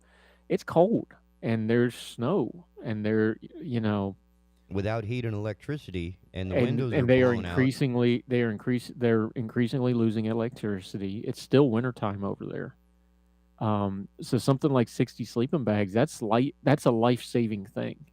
It really is. And God bless him. These people that do stuff like this. I got frustrated with the news media coverage today because they keep covering the stupid peace talks that are not peace talks. Like, you need to be covering the fact that the Russians are bulldozing cities, leveling cities, and killing civilians, and quit with the monkey dance of these stupid negotiations that aren't negotiations. They're not. just lazy journalism. It's just frustrating. Well, it's free. It's the Why low-hanging can't fruit. Yeah, go cover this guy. Yeah. And there's thousands and thousands of people all over the world that are doing what this guy's doing. And in fact, The to add aid to the workers, the convoy- relief worker. Yeah, Yeah. look at all the people that are doing this stuff. Let's start talking about them and quit talking about, just stuff that fits into our narratives that's easy to make copy out of. Yeah, and it's already there, and that's the sad part is it's gotten to the point that a lot of the reporters and producers have to leave the areas that need the most coverage within the country itself. Yeah. And now we have to rely on what we see from people outside going in and vice versa. And at this point, it does make sense to concentrate on sending as much supplies and support and help in as we can. Because it's just not good. No, it's not good, but it's beyond not good. It's a habit. We have a habit of doing this. The media, the public, we have a habit that we need to break on how we deal with these issues. And I don't know, man. I don't have the answer to it, but I'm sick to death of the problem, and I would like to at least have the conversation with people. But we are absolutely addicted to crap news. And side news. They're giving it to us good and hard. One of them, I did find this one interesting, even though it's not directly related. Apparently, on the second day of the invasion, the last one and only Tupolev Tu-25 aircraft, a monstrous. Yeah, this really made me sad. Well, isn't that an 8-engine monster? The only Six. one, 6-engine It's six. monster. I've been on it. I've worked that the aircraft. only one in the world. Yeah, well, they got there. It's the only flying one. They had another one at the Anatov plant in Ukraine, which God knows if that's standing now or not. They have one that was like 70 or 80% complete that they never completed. And what happened was this thing was actually built back in the Soviet era in the 80s, and it collapsed. And then the Ukrainians, Anatov stood up when Ukraine became its own independent country. Anatov started doing monster business with their airframes. So their business got so good, they basically made this as a symbol of, hey, we're back. And the market for it never really materialized. They lost money on it, but it was a symbol. It was, it's the biggest aircraft in the world. I've been on it. I've worked that aircraft. Major It's amounts of stupid. Yeah, it's stupid. It's huge. stupid big. You can put an it's airplane something- in it.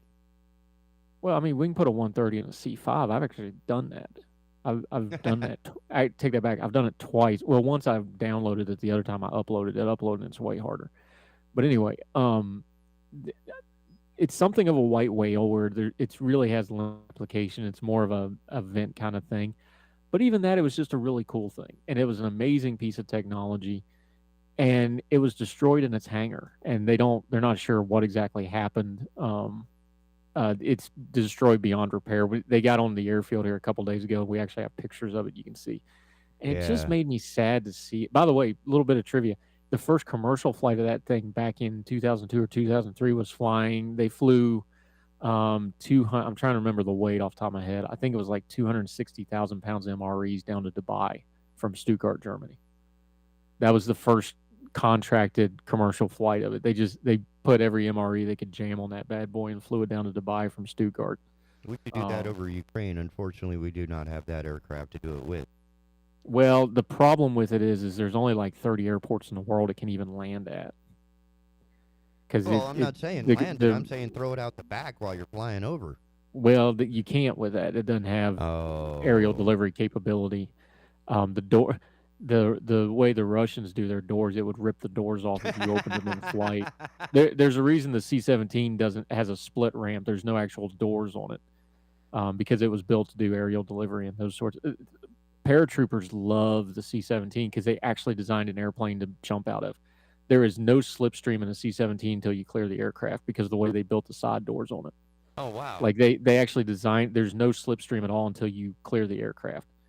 Unlike a 130 where you can get, Is that sucked the one right they into used the in tail. World War II with that massive air assault drop?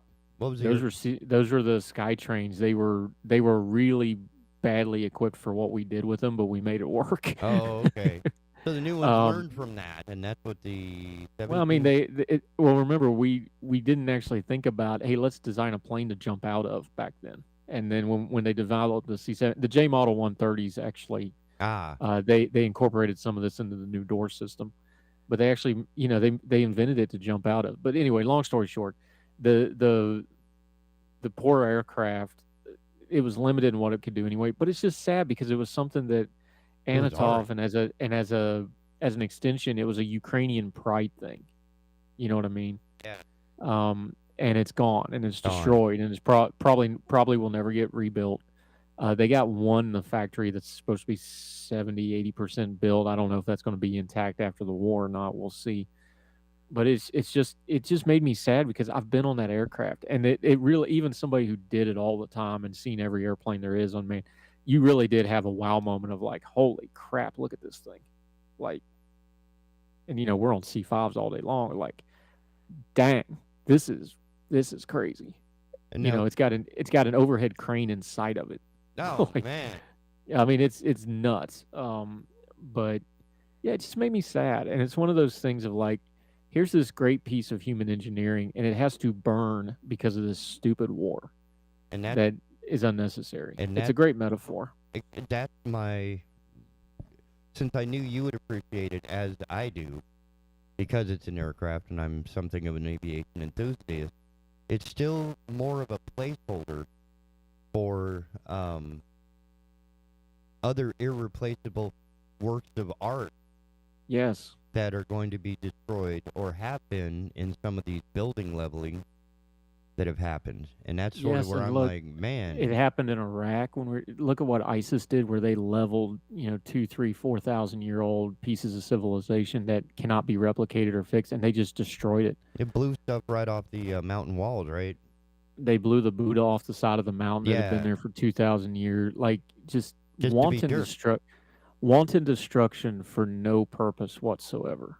And it's just sad. And humans have an ability to do really stupid crap when they get inflamed in their passions. I don't know who said that, but somebody said that. But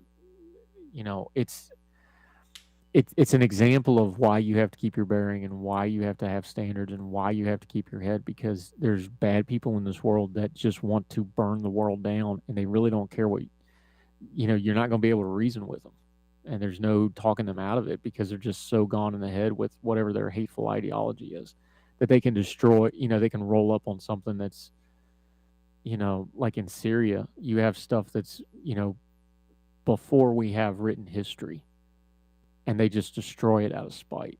Didn't something like that happen to the Alexander's library? Well, it burned. It burned in the time of the Romans, and there's all kinds of was it on purpose or whatever. But yeah, the Great Library of Alexandria, which was all papyrus and scrolls and stuff, but it burned, and they lost all of it. That was just kindling. You even look at something like the Notre Dame fire a couple of years ago. Oh yeah, like how that made people feel watching that. I wrote about it at the time. Just watching France, which is a very secular country, and they had people on the street weeping, like openly weeping, that this great edifice, like a second home. Well, it's just, it's what, not 1,000 years old, but 700, 800, however many years old it is, going back to the medieval times, and it's just always been there. And then just fire has always been the enemy of the great cathedrals. And it's just a reminder that no matter how permanent you think it is, everything on earth is temporary. And some things temporary is some things temporary is 2,000 or 3,000 years. Our lifespans are, 67 years if you're lucky. But everything's got an expiration date on it.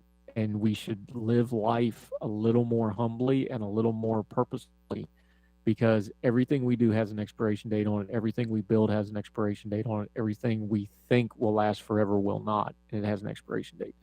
And we should reorder our priorities accordingly. That would be a logical and responsible thing to do in response to such insanity. Yeah, and who has time for that, right? Oh, man.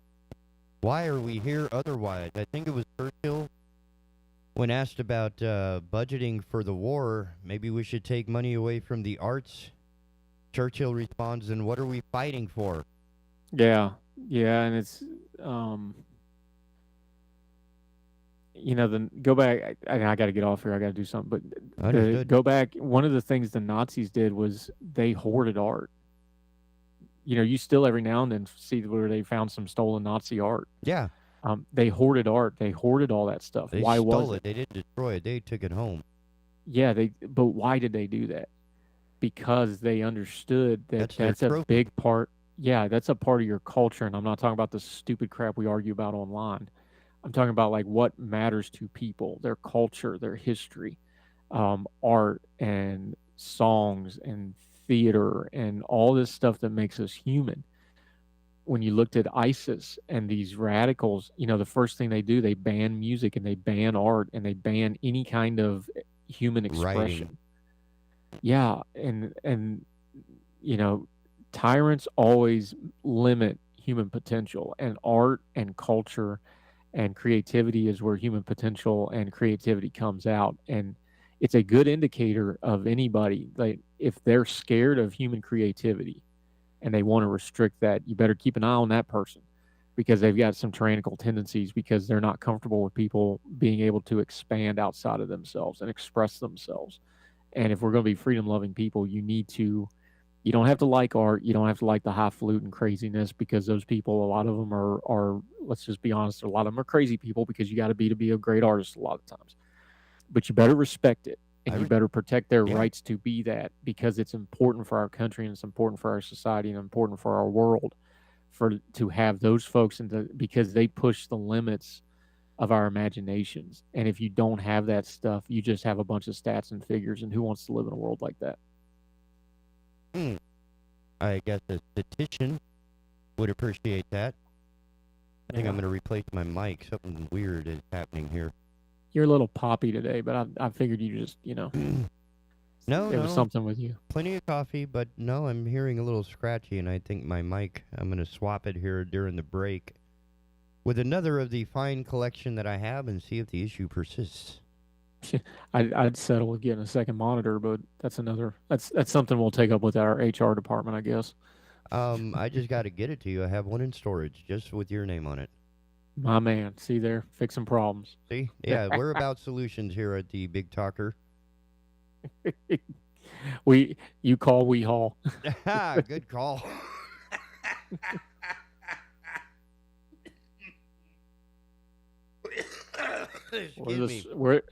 We used to talk when we did aircraft services. We're the SWAT team, blank word, water and trash. We go get it and haul it around. And what we might do is have to make an arrangement, since I don't have to put it into a large aircraft to get it to you. I can head up to the Vietnam area and get myself some clean water. It's an hour and 20 to where you live. Calm down. We don't need an airplane for that one.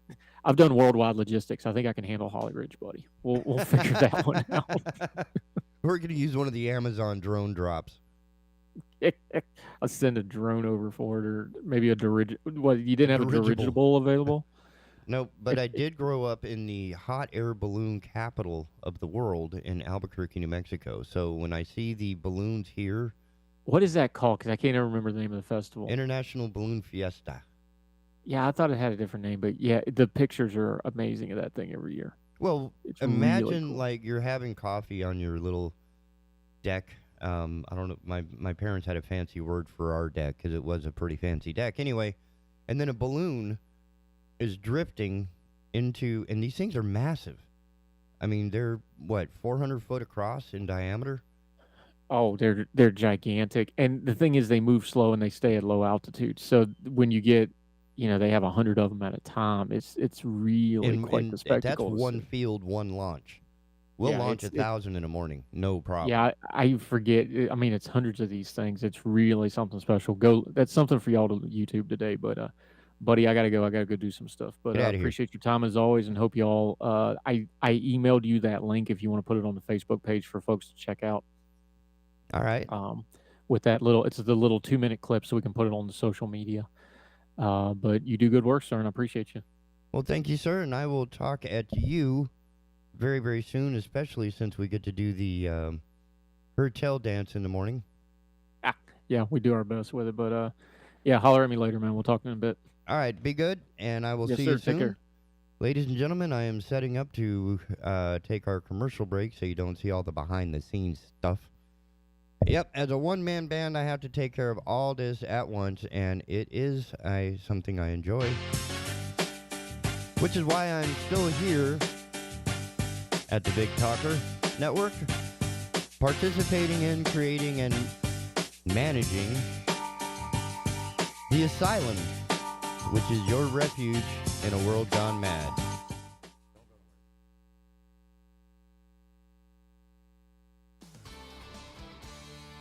Hello, I'm Jeff Rivenbark with WWAY News. The war in Ukraine continuing to send gas prices through the roof across the U.S. and in North Carolina.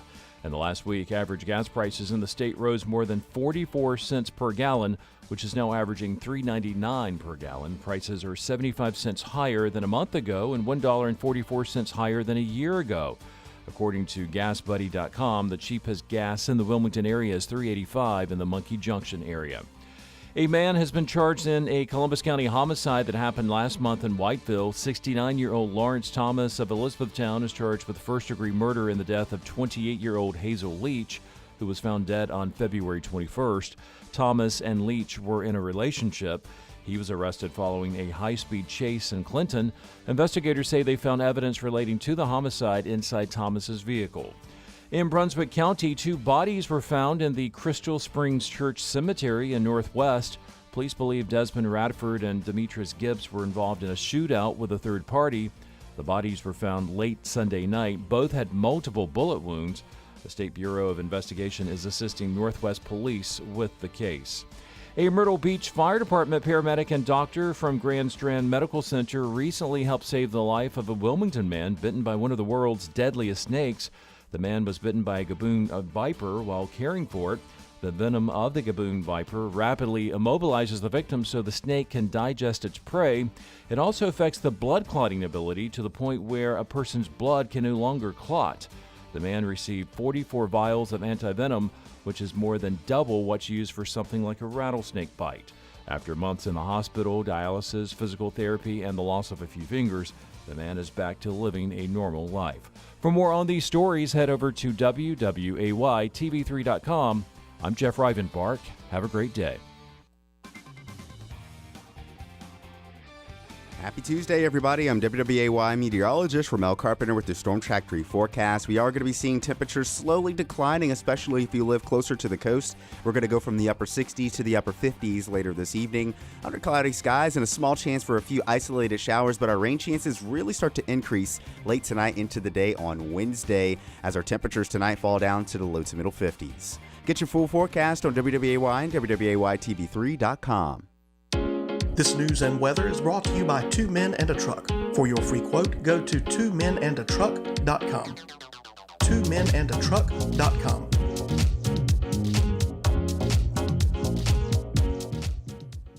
Wake up to Good Morning Carolina, weekdays at 5:30 a.m. And good morning, Carolina. It is a very busy news morning today. I'm Donna Gregory. And I'm Jeff Rivenbark. We're glad you're starting your Tuesday with us. Be prepared and ready to go for the day ahead. For the time being, we are dry and quiet, but we are dealing with some patchy fog. And catch up with the overnight news you need to know before heading out the door. We'll have more details and more live coverage in just a few moments. Get up early for Good Morning Carolina, weekdays at 5:30 a.m. Hi, this is Justin Humphreys from the Humphreys Law Firm on Eastwood Road.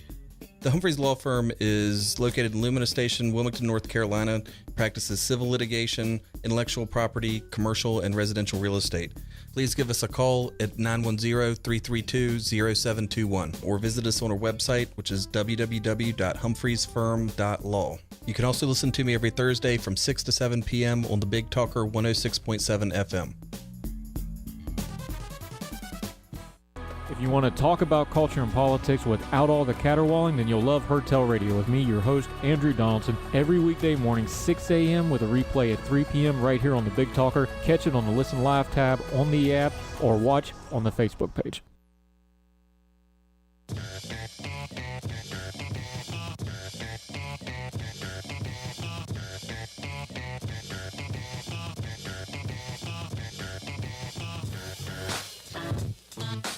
That's right. We're back at the Asylum. Right here on the Big Talker. Oops. There we go. The Asylum is your refuge in a world gone mad, a morning program unlike any other morning program. We try to have conversations, not arguments. We try to talk about situations and less name calling. Unless, of course, it's a really stupid person. And then some of our shortcuts, short names, might actually be metaphors for what it is we are experiencing.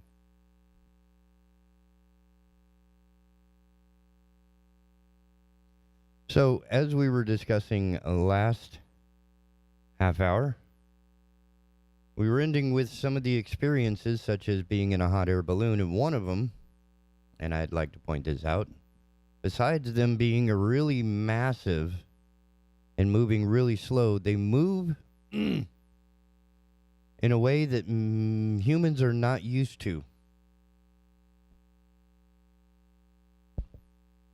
Like, when I was a boy, living in New Mexico, I got to go up in a couple of balloons, chased a few balloons, helped launch a few balloons. And one of the demonstrations when I was on one of my balloon rides is a man pulled out a lighter from his pocket and lit it. And it stayed lit. There is no other form of transportation that I know of where that is possible. We were cruising along at a good 10 or 12 miles an hour. That's about the wind speed.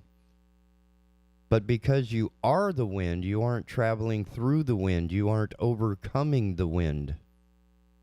You are a part of the wind. Therefore, the air in the balloon is moving at the same rate as the balloon. Therefore, there is no air rushing by to blow out the lighter. Isn't that wild?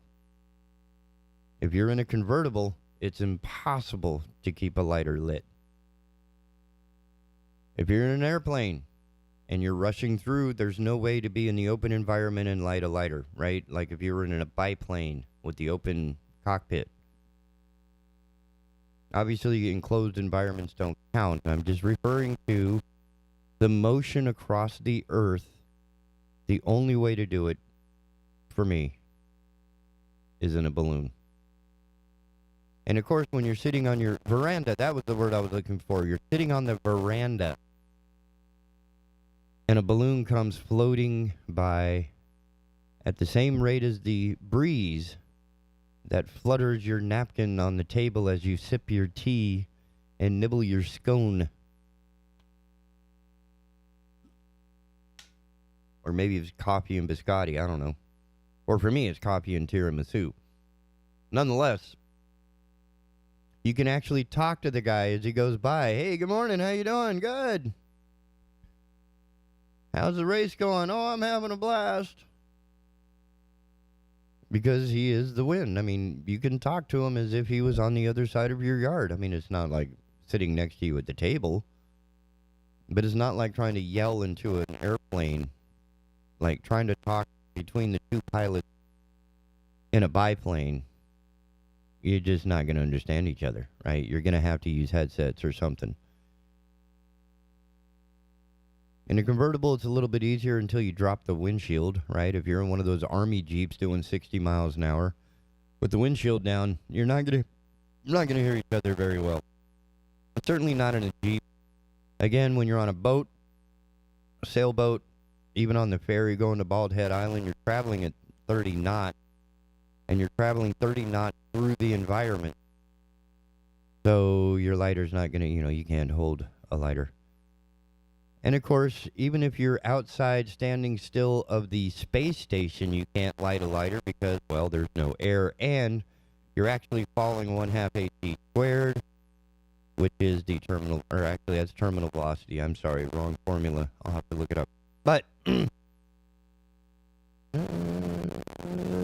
may be about right.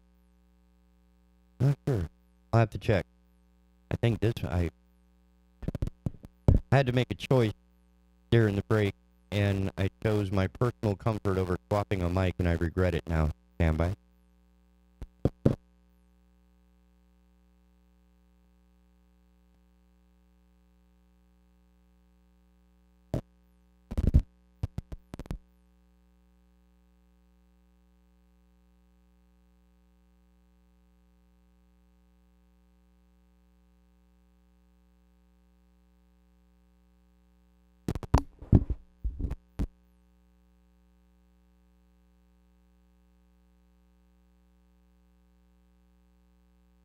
All right, take two. And we're back. Nope. Doesn't know it doesn't. Anyway, so when you see balloons here for the Azalea Festival or anything else, you should do yourself a favor and go. Because it's probably the coolest thing you will ever experience. Going up in the balloon is pretty amazing, actually. Anyway. Ow. Trying to turn back to local news. Most of it has been less than encouraging.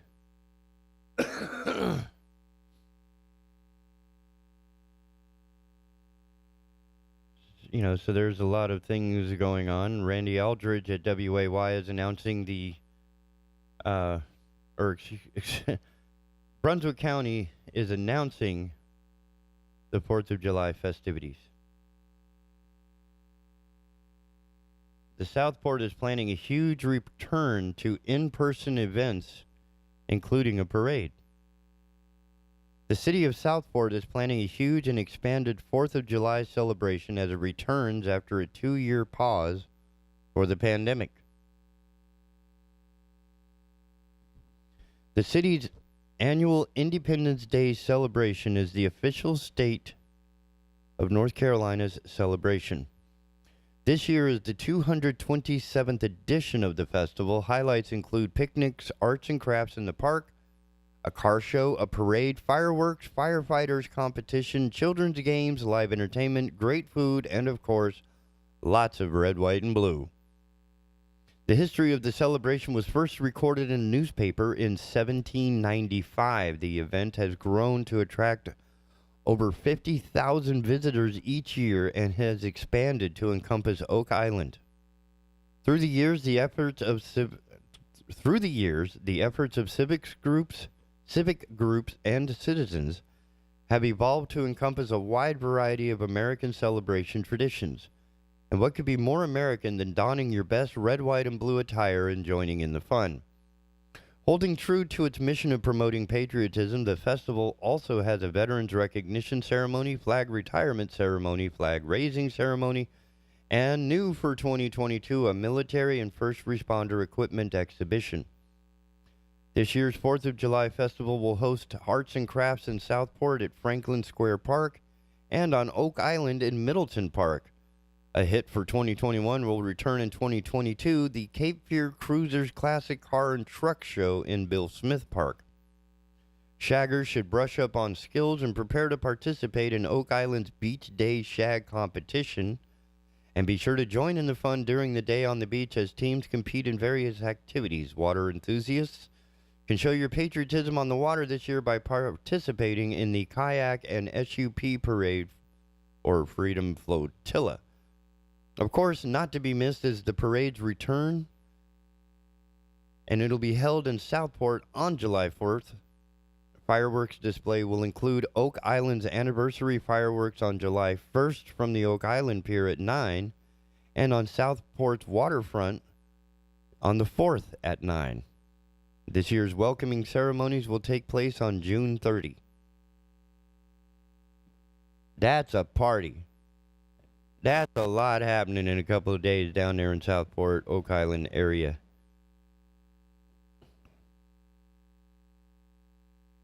Let me see if I got that number right. I got to read that. 50,000. Nope, not the microphone. 50,000 visitors to one event. That's happening. That's hot. That is amazing.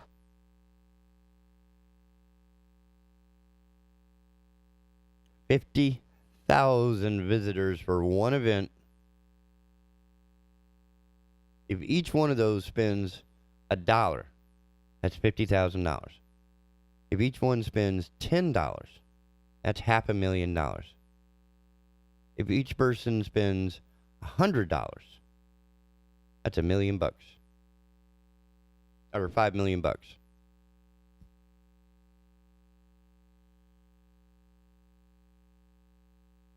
Nope, not too shabby.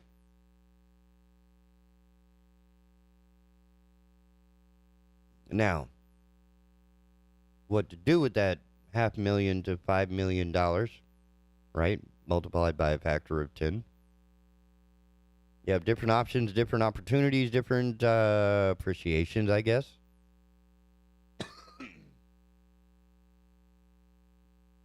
But it's not free.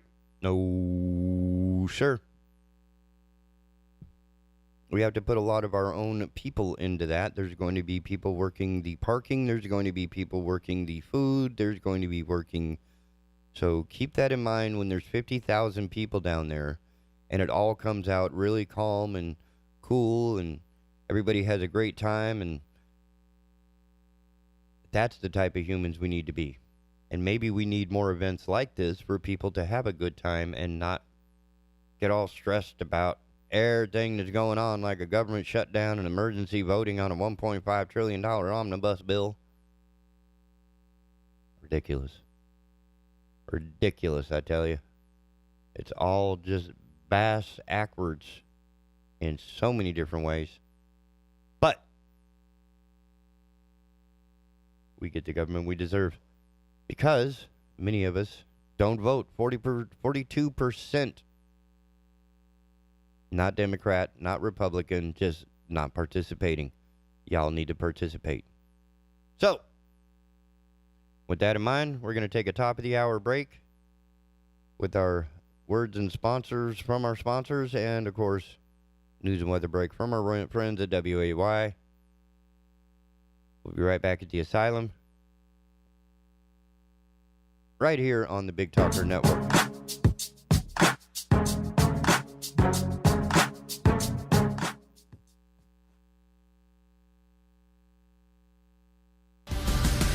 Keeping Holden Beach informed. The Big Talker 106.7 FM WFBT, Carolina Beach. The Wilmington Cape Fear Home Builders Association serves as the advocate for the building industry, advancing professionalism and promoting community involvement. We are a positive force for responsible growth while protecting property rights and the privilege of home ownership. 3 out of every 5 jobs is touched in some manner by construction in our region. Growth generates jobs, maintains our property values, and builds and updates our infrastructure. Join us Friday mornings for the Construction Connection with the Wilmington Cape Fear Home Builders Association and the Big Talker FM. Teachers and parents, the North Carolina Symphony is here to support you as you carry on the education of your children and students. Take your kids on a free virtual field trip to the Symphony with a virtual education concert and companion student book. Go on a virtual journey to learn what makes music music with music by William Grant Still, Beethoven, Brahms, and more. Access the free video and student book with password 1932 at ncsymphony.org/virtual. Hello, I'm Jeff Rivenbark with WWAY News. The war in Ukraine continuing to send gas prices through the roof across the U.S. and in North Carolina. In the last week, average gas prices in the state rose more than 44 cents per gallon, which is now averaging $3.99 per gallon. Prices are 75 cents higher than a month ago and $1.44 higher than a year ago. According to GasBuddy.com, the cheapest gas in the Wilmington area is $3.85 in the Monkey Junction area.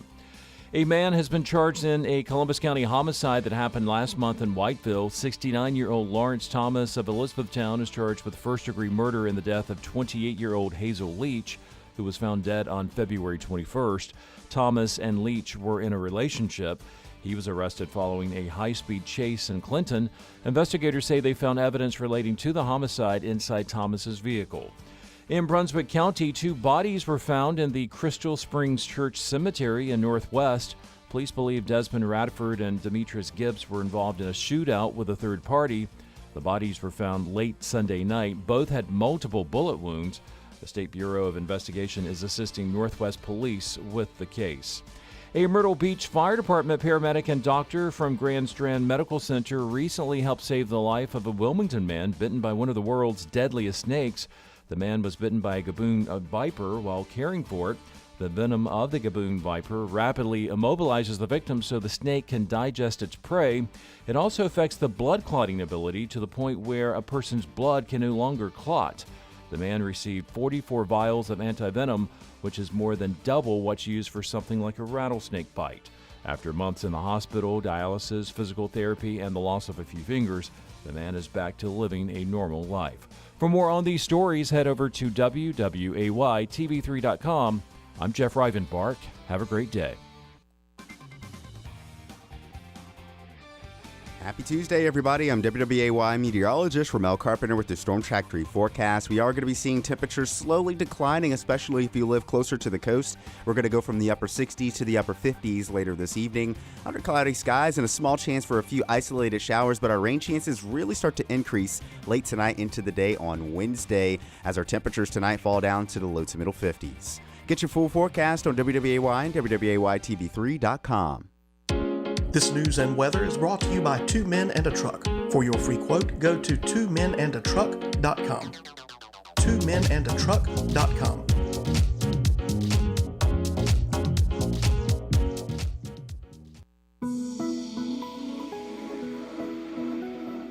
Do you or someone you love suffer from back pain, poor circulation, or struggle to get a good night's sleep?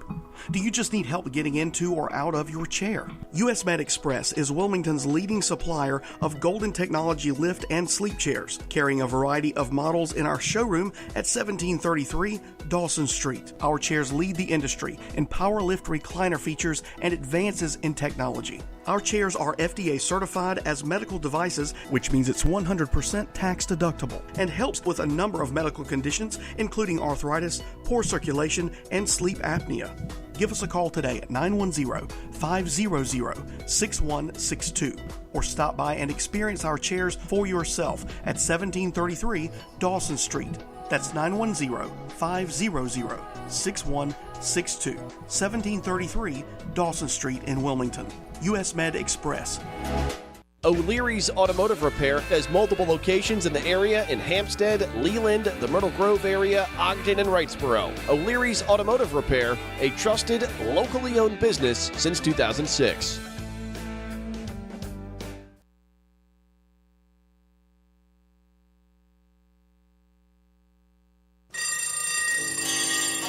Hey kids, we're back. At the top of the 9 o'clock hour, I'm hoping y'all have already got your day started. If not, here's your reveille.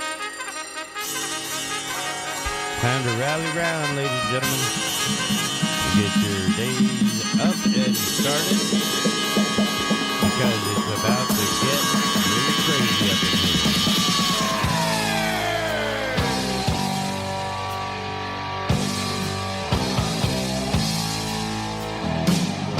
That's right, you are tuned in to the Big Talker Network. Specifically, here at the Asylum, your refuge in a world gone mad. Participation is allowed. Many subjects do we breach, talk about, etc., etc. And hey, just because we're a morning program unlike any other, doesn't mean that we're bad for different reasons, and that's probably just me because I'm not a morning show host guy. But the people who do know what they're doing provide great content both on the website at bigtalker.live and on our 24/7 broadcast stream available on the Big Talker app for Android and iOS devices, as well as the Listen Live tab at the website itself. And for you super savvy cool folk who Bluetooth your phone connection to your car's automobile's entertainment system, will be able to take the Big Talker content anywhere you want to go. And some of our programs, like The Asylum, as well as Heard Tell, All Things Brunswick, are also streamed to our YouTube, Facebook, and Twitter pages, and whatever accounts. I don't know if Twitter does pages. I don't know anything about Twitter. The idea being that we are available for your consumption anywhere you would like to be. And that's really cool about our adaptation to the new format, is that you can take the Big Talker with you anywhere in the 21st century. In time and in space and in device. So, yeah, you're not limited in the range of reception for your favorite content and commentators, presenters here on The Big Talker. Again, tonight at 6 o'clock, All Things Brunswick will have 2 more candidates running for office in the Brunswick County area. Heard Tell, heard every morning at 6 in the morning, is also on our Facebook and YouTube and Twitters. The show is written, produced, hosted, directed, and presented by our friend Andrew Donaldson at ordinary-times.com. A bright young man, I might say so myself. Has quite the world of experience, as it were, and understands how global stuff works, from politics to logistics. And he has a roster of really smart people. I mean, I'm still mesmerized by Siegel, the guy that, like, parks and moves spacecraft so they don't get hit. I mean, that to me is cool. I mean, if there's going to be a cool in the book, that's cool right there. I mean, I might get a few seconds of grace of dead air for chasing away the spider. What do they call that when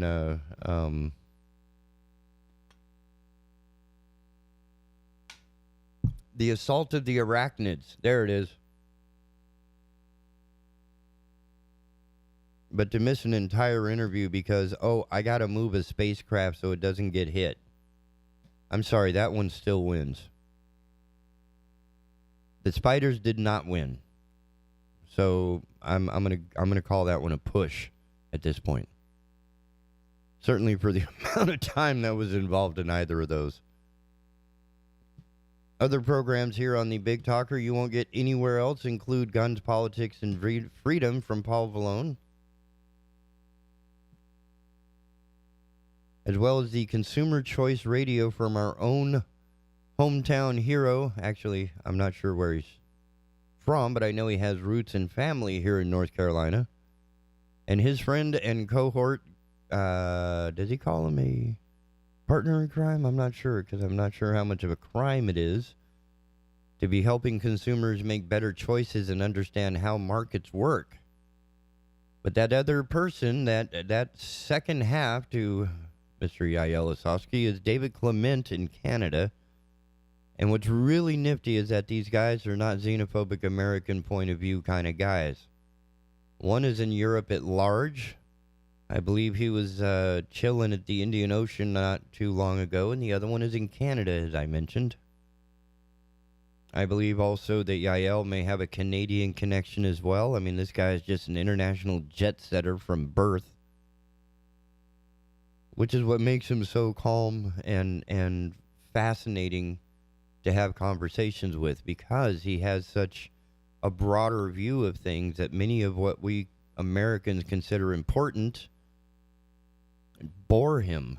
A lot of the issues we're fighting over here are nothing compared to what he sees, experiences, understands at a world level. That, yeah, finding a gas station or finding a car wash and a Dollar General in your neighborhood may be an issue to you, but finding food and bedding for people in Ukraine is a different issue for him. So, you know, it's a range, and I'm grateful for people that remind us that this continuum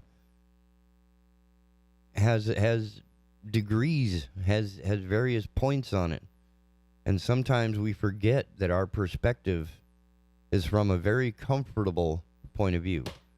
As we noted earlier in the show, we still pay less than the rest of the planet for fuel for our vehicles. So yes, the price of gas has gone up. It has nothing to do with the president. It has everything to do with supply, demand, distribution, and production. That's it. That's it. President ain't got nothing to say about it. Not at all. Stop it. Stop it with the stupid, please. Pick up a book. Please learn to read something, because perpetuating this ignorance is not going to do anyone any good. Stop it. All right. I don't know if that's going to help.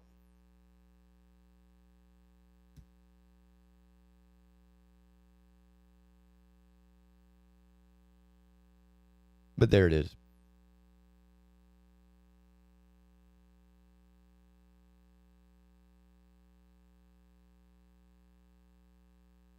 A little closer to home, this is an interesting story that's kind of sad coming out of WAY. Parents scramble. This is coming from Peyton Furtado.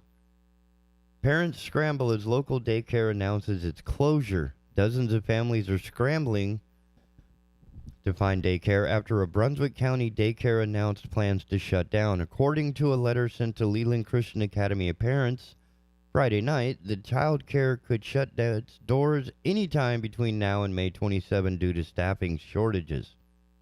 Working parents, like one mother who wished to remain anonymous, said that's when she and her husband began to panic. How are we both going to be able to keep working and find somewhere for our children to go? Father of a 3-year-old student, Matthew Stewart, says the school has closed for 14-day stints multiple times last year. Whenever that happened, the work-from-home dad would take care of his daughter from 9 to 5, working 6 to 2 a.m. to catch up. 6 in the evening to 2 in the morning to catch up. Since Friday, Stewart has realized there's a shortage of childcare in Leland.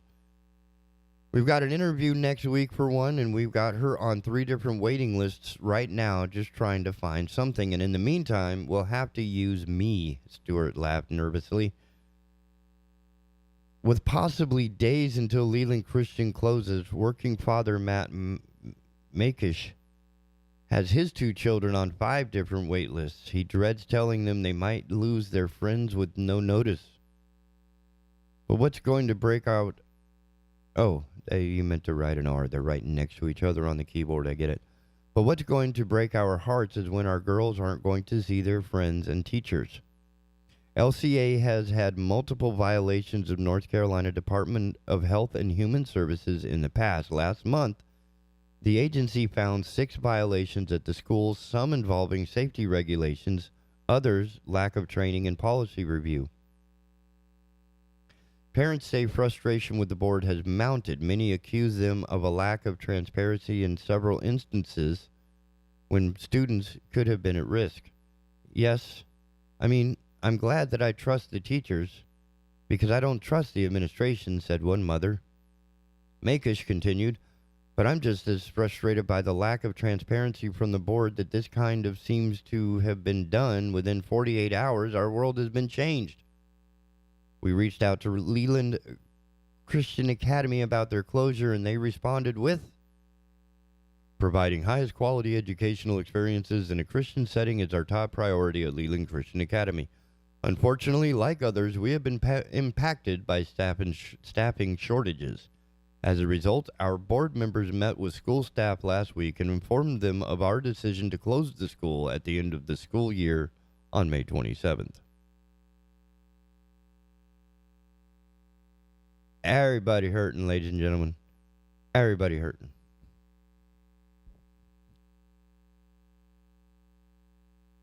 We're all trying to put it together. So maybe we could be a little less, issue-y to each other. Could be me. Probably is, I don't know. And some of this doesn't have to be taken personally, but a lot of this needs to be taken seriously. Like when we have voter fraud, just because it's Mark Meadows doesn't mean that it shouldn't be prosecuted. What type of shenanigans are you involved in that you would be listing a 14 by 42 foot trailer as your primary residence, domicile, abode on your registration, voter registration? That just seems a little hinky there, dude. Lots of hinky.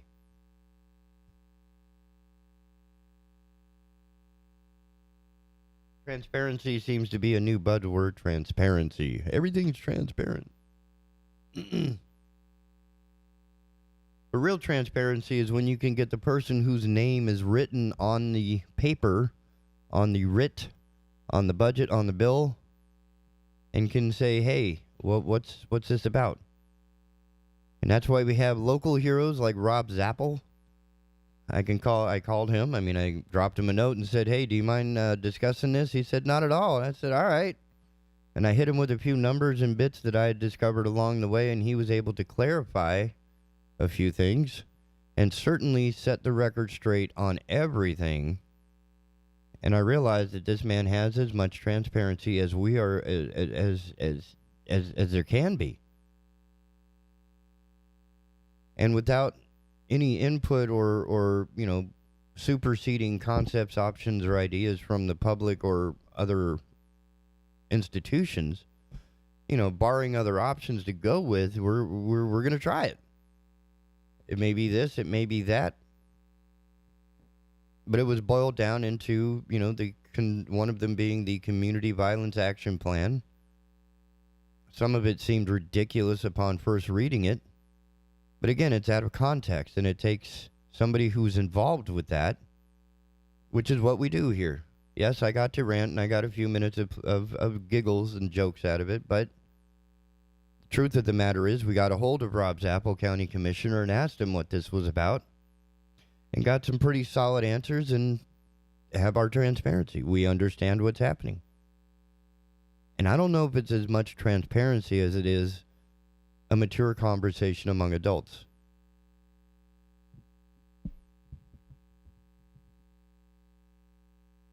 And from that, we were able to get to the truth of the matter, the heart of the matter, and, of course, get it straightened out. I would prefer to do that than name-calling and throwing rocks and making cute little soundbite memes.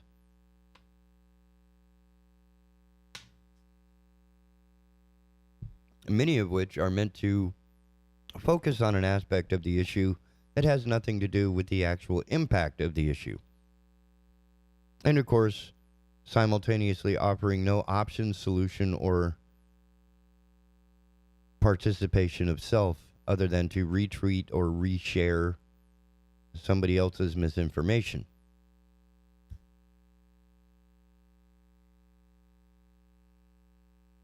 So I would like to posit a theory,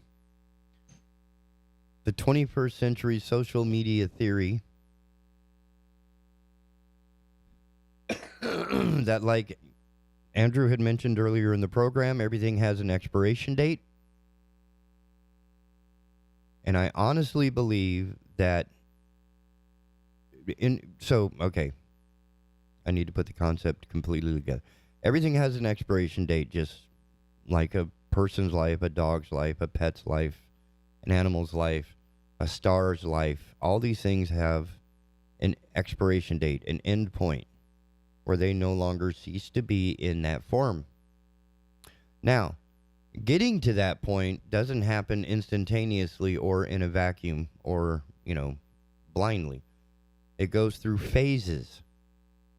And just like America is in its infancy as far as being a nation of culture and people and ideas and stuff, we're a very powerful infant. Countries like Germany and Austria and Russia and some of these places have been around, in South Africa for, along the Nile, have been around for a minute. Centuries. Right? Longer than the United States has been a country. These places had been countries far longer. So in that regard, if you take the time scale of some of our oldest current civilizations and compare it to the time scale of the American development, you see that we're an infant in that massive timeline. Now, let's transfer that timeline, and you see what I'm getting at. The culture of social media is in its infancy. Given the amount of time that we've had computers since the 70s, we've only had social media of this nature in the last, 10, 12 years?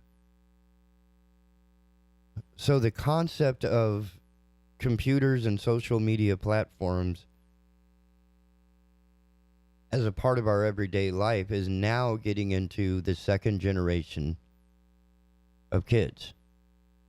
Because my generation didn't grow up with it. We developed it. We developed the foundations of the computers in our generation for the younger generations to make them smaller, lighter, cheaper, and more fun. And it's at the end of that generation that cell phones were in the hands of just about every 5-year-old kid. It's as if not more effective than a pacifier to an infant. So we now have a generation, our first full generation of kids that have never known life without a cell phone. Their parents' generation is a generation that does not know life without the ISS orbiting the planet. It has always been there. I'm the generation that remembers when they launched the first part, the solar panel, I believe it was, solar panel array, power array of the space shuttle. I remember when they were still launching Apollo missions out of Cape Canaveral. That's right. So each subsequent generation is sort of a yardstick, if you will, a meter for how much further we're going, but we're still in its infancy as a social media platform, as a way of, we had taverns. We had other ways of meeting, and that's how our communities work. We had barn raising events. We had, hootenannies and other things. The barn dance on Saturday night down at Farmer Bob's barn. Social media has displaced a lot of that. But as that article that I can't find right now pointed out, about 75% of Americans do not have Twitter. Right? So a lower percentage are not going to have things like Facebook and other social media avatars and identities or whatever.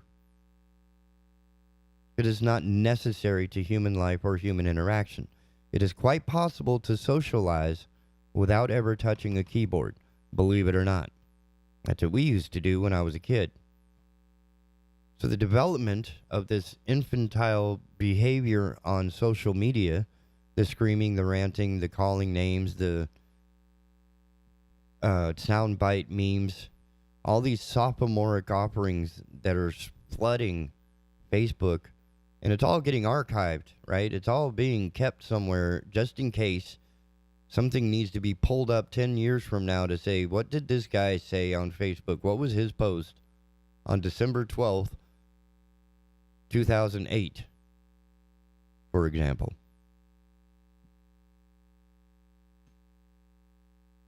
And all of it, cat pictures aside, and food and recipes and fishing, right? A lot of these posts that are like, what's your favorite car from high school? Or the song from your graduating classes, the defining... No. Stop filling those out. Stop. What would your name be without these letters? Don't do that. What was your mom's maiden name? No. All those are fishers. The idea being that the scams and the phishing, these are all playground antics. Everything that's playing out on social media is just a giant reflection of how brats behave in the playground of your public elementary school. Guaranteed. But there are some reasonable posts, so... Yeah, and that would be equivalent to the teachers in the school that are trying to maintain some sense of order and impart some sense of education. The problem is the class is so unruly and stupid and dangerous to themselves and otherwise that they're not paying attention and just have to learn the hard way. 1/2 AT squared, you will hit planet Earth.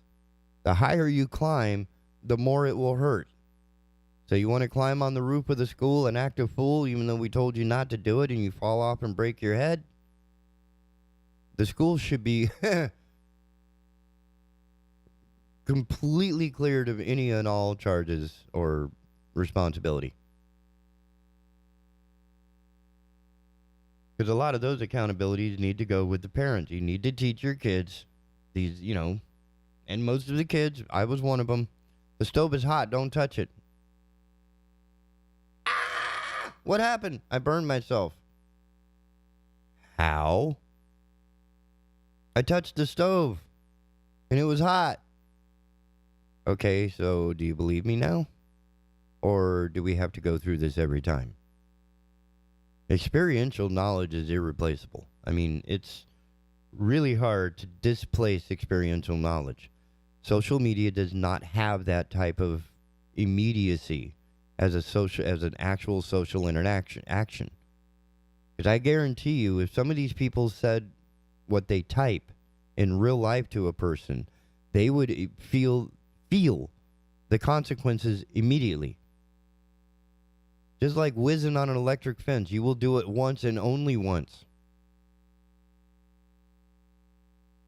But if you're a keyboard warrior, a virtual slap and somebody yelling at you in all caps is not going to affect your behavior or help you understand the mistake you just made. Because if you're getting slapped, it's beyond a faux pas, all right? So the cultural development of social media is still in its infancy. And it's also being managed. I mean, I would also like to point out that it's being managed at a way that this current skirmish, so I don't get in trouble with anybody. I mean, it's an all-out assault, but the internet, the power is all being controlled, oil, gas, at the flick of a switch. And that's where people are pointing out and beginning to wake up a little bit and realize that, hey, the people who have the power to flick the switch that provides me with oil, gas, electric, and internet, water, the things I need, can do this at any time. Not just to individuals, but to entire countries. So that's a little scary, don't you think? Yeah, maybe not. Gives you something to think about. Until we, well, where'd it go?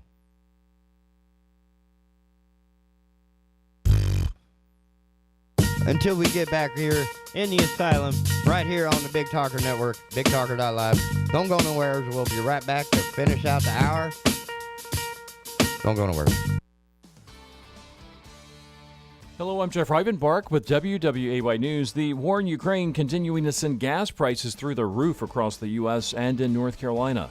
And the last week, average gas prices in the state rose more than 44 cents per gallon, which is now averaging $3.99 per gallon. Prices are 75 cents higher than a month ago and $1.44 higher than a year ago. According to GasBuddy.com, the cheapest gas in the Wilmington area is $3.85 in the Monkey Junction area. A man has been charged in a Columbus County homicide that happened last month in Whiteville. 69-year-old Lawrence Thomas of Elizabethtown is charged with first-degree murder in the death of 28-year-old Hazel Leach, who was found dead on February 21st. Thomas and Leach were in a relationship. He was arrested following a high-speed chase in Clinton. Investigators say they found evidence relating to the homicide inside Thomas's vehicle. In Brunswick County, 2 bodies were found in the Crystal Springs Church Cemetery in Northwest. Police believe Desmond Radford and Demetrius Gibbs were involved in a shootout with a third party. The bodies were found late Sunday night. Both had multiple bullet wounds. The State Bureau of Investigation is assisting Northwest Police with the case. A Myrtle Beach Fire Department paramedic and doctor from Grand Strand Medical Center recently helped save the life of a Wilmington man bitten by one of the world's deadliest snakes. The man was bitten by a gaboon viper while caring for it. The venom of the gaboon viper rapidly immobilizes the victim so the snake can digest its prey. It also affects the blood clotting ability to the point where a person's blood can no longer clot. The man received 44 vials of antivenom, which is more than double what's used for something like a rattlesnake bite. After months in the hospital, dialysis, physical therapy, and the loss of a few fingers, the man is back to living a normal life. For more on these stories, head over to WWAYTV3.com. I'm Jeff Rivenbark. Have a great day. Happy Tuesday, everybody. I'm WWAY meteorologist Ramel Carpenter with the Storm Track 3 forecast. We are going to be seeing temperatures slowly declining, especially if you live closer to the coast. We're going to go from the upper 60s to the upper 50s later this evening. Under cloudy skies and a small chance for a few isolated showers, but our rain chances really start to increase late tonight into the day on Wednesday as our temperatures tonight fall down to the low to middle 50s. Get your full forecast on WWAY and WWAYTV3.com. This news and weather is brought to you by 2 Men and a Truck. For your free quote, go to twomenandatruck.com. twomenandatruck.com.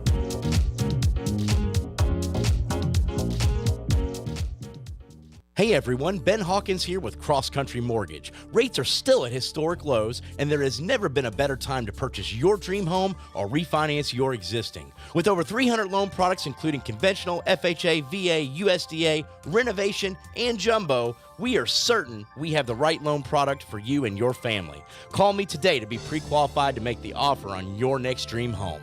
910-352-3373 or visit my website at lendwithben.com.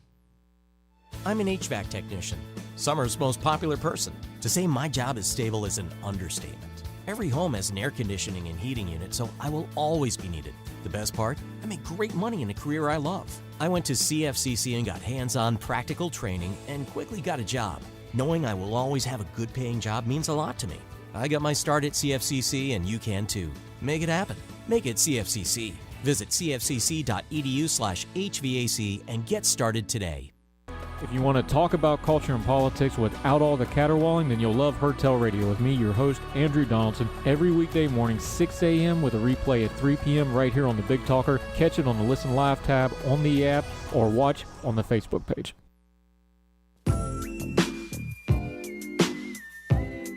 And we're back at the Asylum, your refuge in a world gone mad. A morning radio program unlike any other, available only on the Big Talker Network. You can visit us at bigtalker.live using the Listen Live tab. Download the Big Talker app for your Android and iOS devices so you can take us anywhere and everywhere you like to be for your favorite Big Talker content. If you Bluetooth your smart device to your automobile's entertainment system, then you can take the Big Talker on a drive across the country. Anywhere you want to go. All of our great programs, such as the Hertel radio program at 6 in the morning, premiering at 6 in the morning, replay at 3 in the afternoon, available on YouTube, Facebook, and, YouTube and Facebook. Consumer Choice Radio, that premieres on Saturday mornings with replays throughout the week at 10 a.m. All Things Brunswick, premiering at 6 p.m. on Tuesdays, as well as on Facebook and YouTube. That would be All Things Brunswick. Paul Balone, premiering Saturdays at 1 p.m. Guns, Politics, and Freedom. And more content coming your way, including a new improved Chad Adams show, which will be streamed on Facebook, YouTube, and Twitter as well. And replays for that program will be available as well. And we have national entertainment programs such as the When Radio Was program. Brings a lot of fun from when radio was the only form of communication. There was no internet, there was no television, there was no street lights, right? Cars were just coming into fashion. Today's homeowner is another one of those. I mean, why not keep up with the best and with the biggest investment in your life, or the most important? I forget how he words it, but it's a big deal to take care of, improve, and upkeep your house. Today's homeowner. That premieres on Saturday as well. Let's see. We have other programming. It just escapes me at the moment. Oh, that's right. The Asylum every morning at 7. But you're already there. And we try to remain as a local interest. However, we do have an international situation happening even as we speak. So, here's one that covers both of them. WEY staff is writing on their website, local businesses seeking donations to fill shipping containers for Ukrainians. 2 local businesses have partnered up to provide supplies to Ukrainians who have fled their country and to those who continue to stay and fight. Moto Leader Global. Oh, is that the name of the company? Moto Leader Global in Navassa and CIL Capital in New Hanover County are filling shipping containers and sending them to Poland and Ukraine. MLG ships salvage vehicles overseas. The company says it can move their product from Wilmington to Antwerp, Belgium in 11 days. MLG says its partner in Europe is based in Poland with trucking assets and a direct supply chain from the port of Wilmington to Poland and Ukraine. MLG will be filling a container a week for the next few weeks. The containers will leave the port on Friday. The businesses are seeking new or nearly new donations. You can drop the items off from now until Thursday at CIL Capital at 805 North 23rd Street in Wilmington from 7:30 a.m. to 5 p.m. or from now until Friday at Moto Leader Global on Cedar Hill Road in Navassa.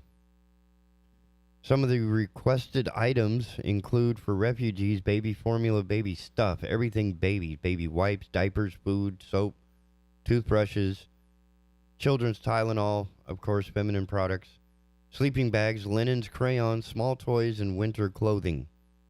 Medical supplies would include first aid kits, bandages, small and large, elastic bandages, pain medication, hemostatic bandages, medical supplies, just everything, disinfectants, hydrogel, syringes, medical gloves, thermometers, scissors, the clothes cutting kind, tourniquets, clamps, bleeding gels and sticks, nasopharyngeal tubes, oropharyngeal tubes, and for soldiers, things like underwear, thermal underwear, large and extra large, cotton socks, stocking caps, winter clothing, baklavas, gaiters, military boots, inserts for shoes, blankets, headlamps with red light, and batteries. Food would include energy bars, MREs, instant food, canned food, energy drinks, packaged tea, coffee, fast-cooking noodles, and vitamins. You can get a hold of either one of those companies in New Hanover and Navassa and get them the stuff they need because they need it and they need it now. They're going to need it for a while. I don't think there are going to be any bodegas opening up in Ukraine for a while. Some of the grocery stores and pharmacies are still open, doing what they can with what they have. Right here in the port city, we are some giving, helpful people, and there are some people who could use our giving, helping nature. So, that's a good thing.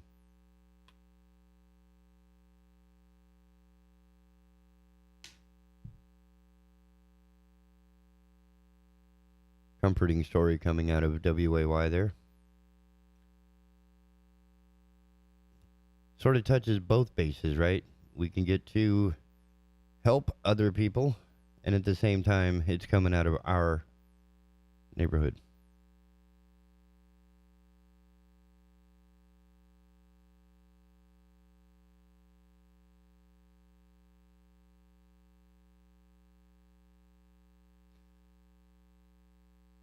Getting back to the social media theory. Sorry, somebody just reminded me they wanted to hear more about this. All right, so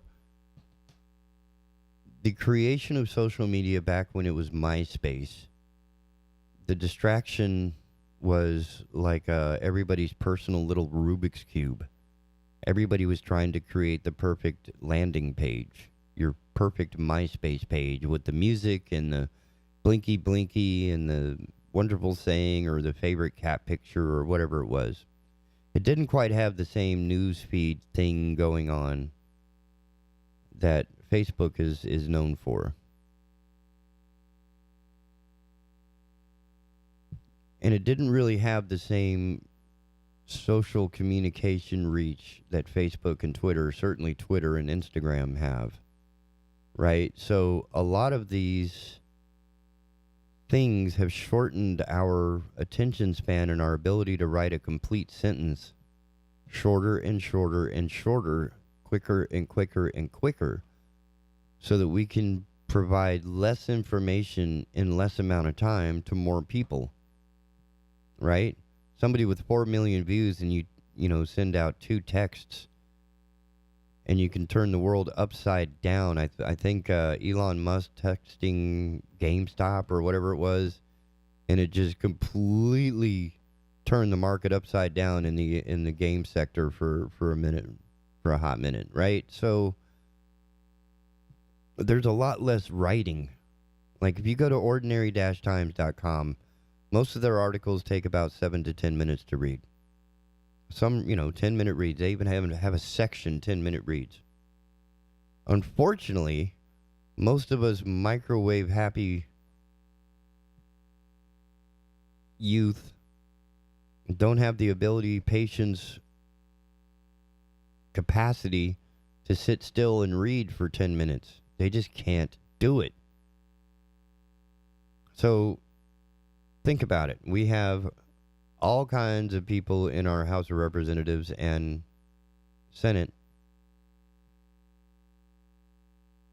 and we're expecting them to read a 1,000-plus page omnibus bill and vote on it with any modicum of information, of understanding before they vote on it, which may or may not close federal government across the lands. We're not perfect. We got problems. This is one of those problems. And this is a problem that can be solved. It can. And I think Andrew pointed it out pretty easily. He's like, hey, we haven't had a budget in years. We just keep going through this stupid dance. Why? Is it because we don't know any better? No. Well, in a lot of ways. But it's the same concept, is that just nobody wants to read. Nobody wants to take the time. And in many cases, in some cases, it's created that way. Meaning it's on purpose that this 1,000-page bill is going to have less than a day to be consumed and assimilated before voting on it. That's how we end up with these short little memes, because nobody wants to read what happened to develop the situation in Europe right now. We're all just mad about it right now, and we're trying to do the 10-second microwave solution. It works for my coffee. Why don't it work for the Ukraine? Can't we all just get along?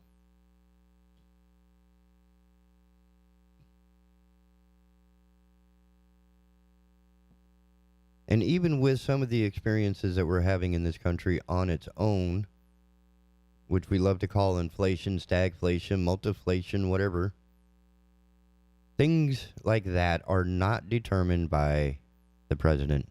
Just a reminder. That is its own global entity, its own zeitgeist, for Christ's sake. The people making the oil, the people refining the oil, the people delivering the oil, and then the finished product. Because again, the raw product needs to get to the refinery to be refined into the fuel your car can use. Then it has to be transported somehow from the refinery to the place where your vehicle will get fueled. So there's a whole lot going on that has absolutely nothing to do with the President of the United States. It probably has more to do with the shareholders. Now, if you want to get mad at politicians who are shareholders in these oil companies that are causing these gas prices, that is legitimate. That is fair. Because it is that person's shareholder interest that's causing the gas prices to go up, because their profits go up and his money goes up. So if you find a senator or a representative who's making inhuman, just insulting amounts of money from the hydrocarbon sector, that is gas, oil, then going after them as a person is absolutely legitimate. But as a senator or a representative, the best they can do is vote in favor of big oil successes. The president himself has absolutely no say in it whatsoever. Please read a little bit more into something before you start posting stupid memes. And everybody else, call them out on it. Say, this is a stupid meme. that only covers a third, a fourth, an eighth of the information necessary for this meme to even make sense. Cutesy joke, cheap shot, low-hanging fruit. We can do better. Now, as we mature, right, all these name-calling, rock-throwing behaviors that we see on the playground start to be corrected a little bit more and a little bit more as they mature. So as we correct these behaviors and call them out, which is what this fact-checking thing by Facebook, at least, is trying to do, is to sort of give us a little bit of a bumper on the side, a little guardrail to sort of say, all right, that's going a little too far. Let's not be, too much of a jerk. You're going to be a jerk. There's nothing I can do about you being a jerk. But I can limit how much your jerkness affects other people on the platform. Just like we try to discipline kids that are disrupting the playground and the classrooms. Now, as we approach a greater maturity, say age 40 or 50, suddenly we're going to start, well, not suddenly. That'll be a long time coming. Because that's in a human lifespan, right? So comparing social media to a human lifespan, it's yet to be determined if this maturation process is going to take decades or months. My prediction is that it's going to take decades and generations. That the kids of today, when they have kids that are in their 50s and saying, you know what, we're tired of this, right? Because kids burn out on stuff, and as shorter and shorter stuff gets, less and less information's coming across. So when they come across, this post-apocalyptic world and wonder how they got there, suddenly reading is going to be the greatest thing since sliced bread. Because I honestly believe that we will be oversaturated with digital lifestyle, that we will take interest on a daily basis, right? Right now we have retreats that we pay thousands of dollars for, to, and here's the irony of the whole thing, is that you book your trip, it's a retreat, right? And this retreat is supposed to be like 3 days or 5 days or however many days without digital influence. But everything about getting there is digital. So you book everything on their website, clicky, and then you clicky your boarding pass, and you get on your airplane that's run by all kinds of computers, and land in your place, and right, so then you take a retreat. No. I think people are going to figure it out that you don't have to spend thousands of dollars. And just like the TV, just like the radio, just like everything else in our lives, we have the freedom of choice to change the channel, turn it off, put it away. And I think more people are going to find themselves doing that. I mean, that's why Etsy is starting to explode, is that 75% of the population of America does not tweet. What they're probably doing is building stuff, doing stuff, making stuff, reading stuff, creating stuff, not regurgitating stuff, not trying to stand out like, the idiot on the hill. We can do better things with our energy. That's how we create our own greatness. And that's one, as we discussed with Andrew, one of those artistic things that broke my heart was the Tupolev Tu-25 aircraft that was destroyed in Ukraine, I believe, on the second day of the invasion, bombed while it was in its little, it's not a carport. It wasn't a garage. It's not a hangar, because this thing is freaking huge. Six,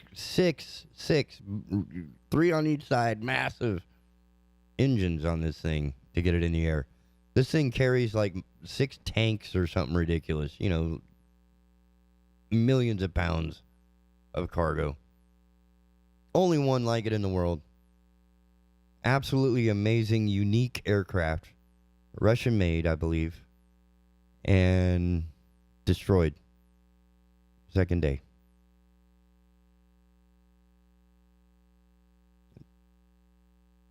And again, that was, for me, just an example of the additional horrors behind the destruction of lives and everything about their lives, their homes, right? The buildings that they were in, the art, the history, the culture. And that airplane is representative for me of all of that. They may not have a Mona Lisa hanging in the Kiev auditorium or whatever they call their civic buildings, but they had their own. And we know that this atrocity, beyond human lives, exists. It's happened. They do. It's horrible. Absolutely unforgivable. But the people tweeting about it and making jokes about it, I think that's going to mature out. But I think it's going to take longer than it does in a regular lifetime. Because I think it's going to take 2 or 3 generations, and I'm talking here, about 40, 60 years, for the internet to stabilize, social platforms to say, all right, this is ridiculous. And they're going to do it to themselves. There's going to be some of this, volunteer policing as Facebook is doing with their fact-checking and banning and stuff like that. But that's just sort of going to help steer ourselves to realize that we do need boundaries. If they are imposed boundaries, as implied by the fact-checkers and misinformation guys on Facebook, it'll start to become more and more inherent in the posters themselves. Because we will call each other out more often and get further and further into the conversation that it's no longer worth playing the same rock-throwing, name-calling game that the internet currently seems to be. And as we graduate to that level, then the real vision, and I will hearken to R. Buckminster Fuller's, and if you've never read it, I suggest you do, his essay, I believe it is, or paper, on the global village. And this was written like right at the time that AOL launched. It might have been sooner, but that's when I became aware of it. Mainly because there was an article in an upcoming computer magazine talking about the new modem on the block called Global Village. And of course, the article was discussing, the advantages of the 9600 baud and the dial-up capabilities that you no longer had to use the handset. You could plug the jack directly into the phone, or plug the phone line directly into the modem, and you never had to hear the wee boop sounds again, which was a godsend for the time. But in the article, they listed where they got the name Global Village and what it meant. And the idea is that because of our prejudice being with our senses, like our eyes and our ears,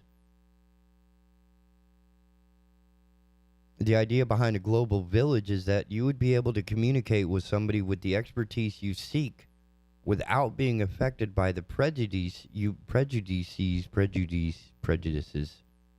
that you may not realize you have. So maybe you have a problem with an ethnic person of gender that's not your own giving you advice on how to fix the plumbing in your kitchen. But if you were to take away what the person looks like, what the person sounds like, what the person smells like, and all you have is a text back and forth where you can ask your question and the person responds, you can take that information as it is. That was his idea of a global village, that we could get past our prejudices by getting past our communication boundaries. Unfortunately, one of the first things the internet decided to develop was video. So our visual and auditory prejudices are going to continue to hold a place. But for a glorious moment, news groups were the way to go. You had a generic name, right? A name you made up, your own handle, if you will, your own nickname, or Nick, as it was called at the time. And you could converse away without, and of course the same problems occurred because it was still in it. I mean, you talk about infancy. That was like newborn. News groups, that was all like neonatal stuff right there. So there was a lot of flaming. That's the term. That's where a lot of these terms came up. was during those first news groups. Flames and threads and that sort of thing were all coined during that period. But the racist edge of it wasn't present near as much because you couldn't see one another. You couldn't hear one another. So your prejudices of sight and sound were removed. And that's what would be the ideal global village as envisioned by R. Buckminster Fuller. As nuts as everything else was, some of the stuff that he came up with was absolutely brilliant. Madness and brilliance sometimes go hand in hand. So I do feel that the social media platform, which is the real problem of the internet, everything else being e-commerce and all that, was developed by our culture. We're a capitalist society. Boom, that's what's going to develop. But as the internet matures, as the social media platforms mature, I think the conversations will mature as well, and we will get less of these stupid memes and more into the conversations that make sense. We might have to give it a minute. That's going to do it for the Asylum, the morning program unlike any others. Your refuge in a world gone mad. We'll be back tomorrow, Wednesday, with the Riverwatch Wednesday. Dr. Cahoon from the Cape Fear Riverwatch will be with us. And don't forget to tune in tonight at 6 p.m. for tonight's edition of All Things Brunswick with a couple more candidates running for office down there. 3 o'clock replay of the Heard Tell radio program with Andrew Donaldson is something you also do not want to miss. And thank you so much for your time, and we will see you tomorrow morning right here on the Asylum.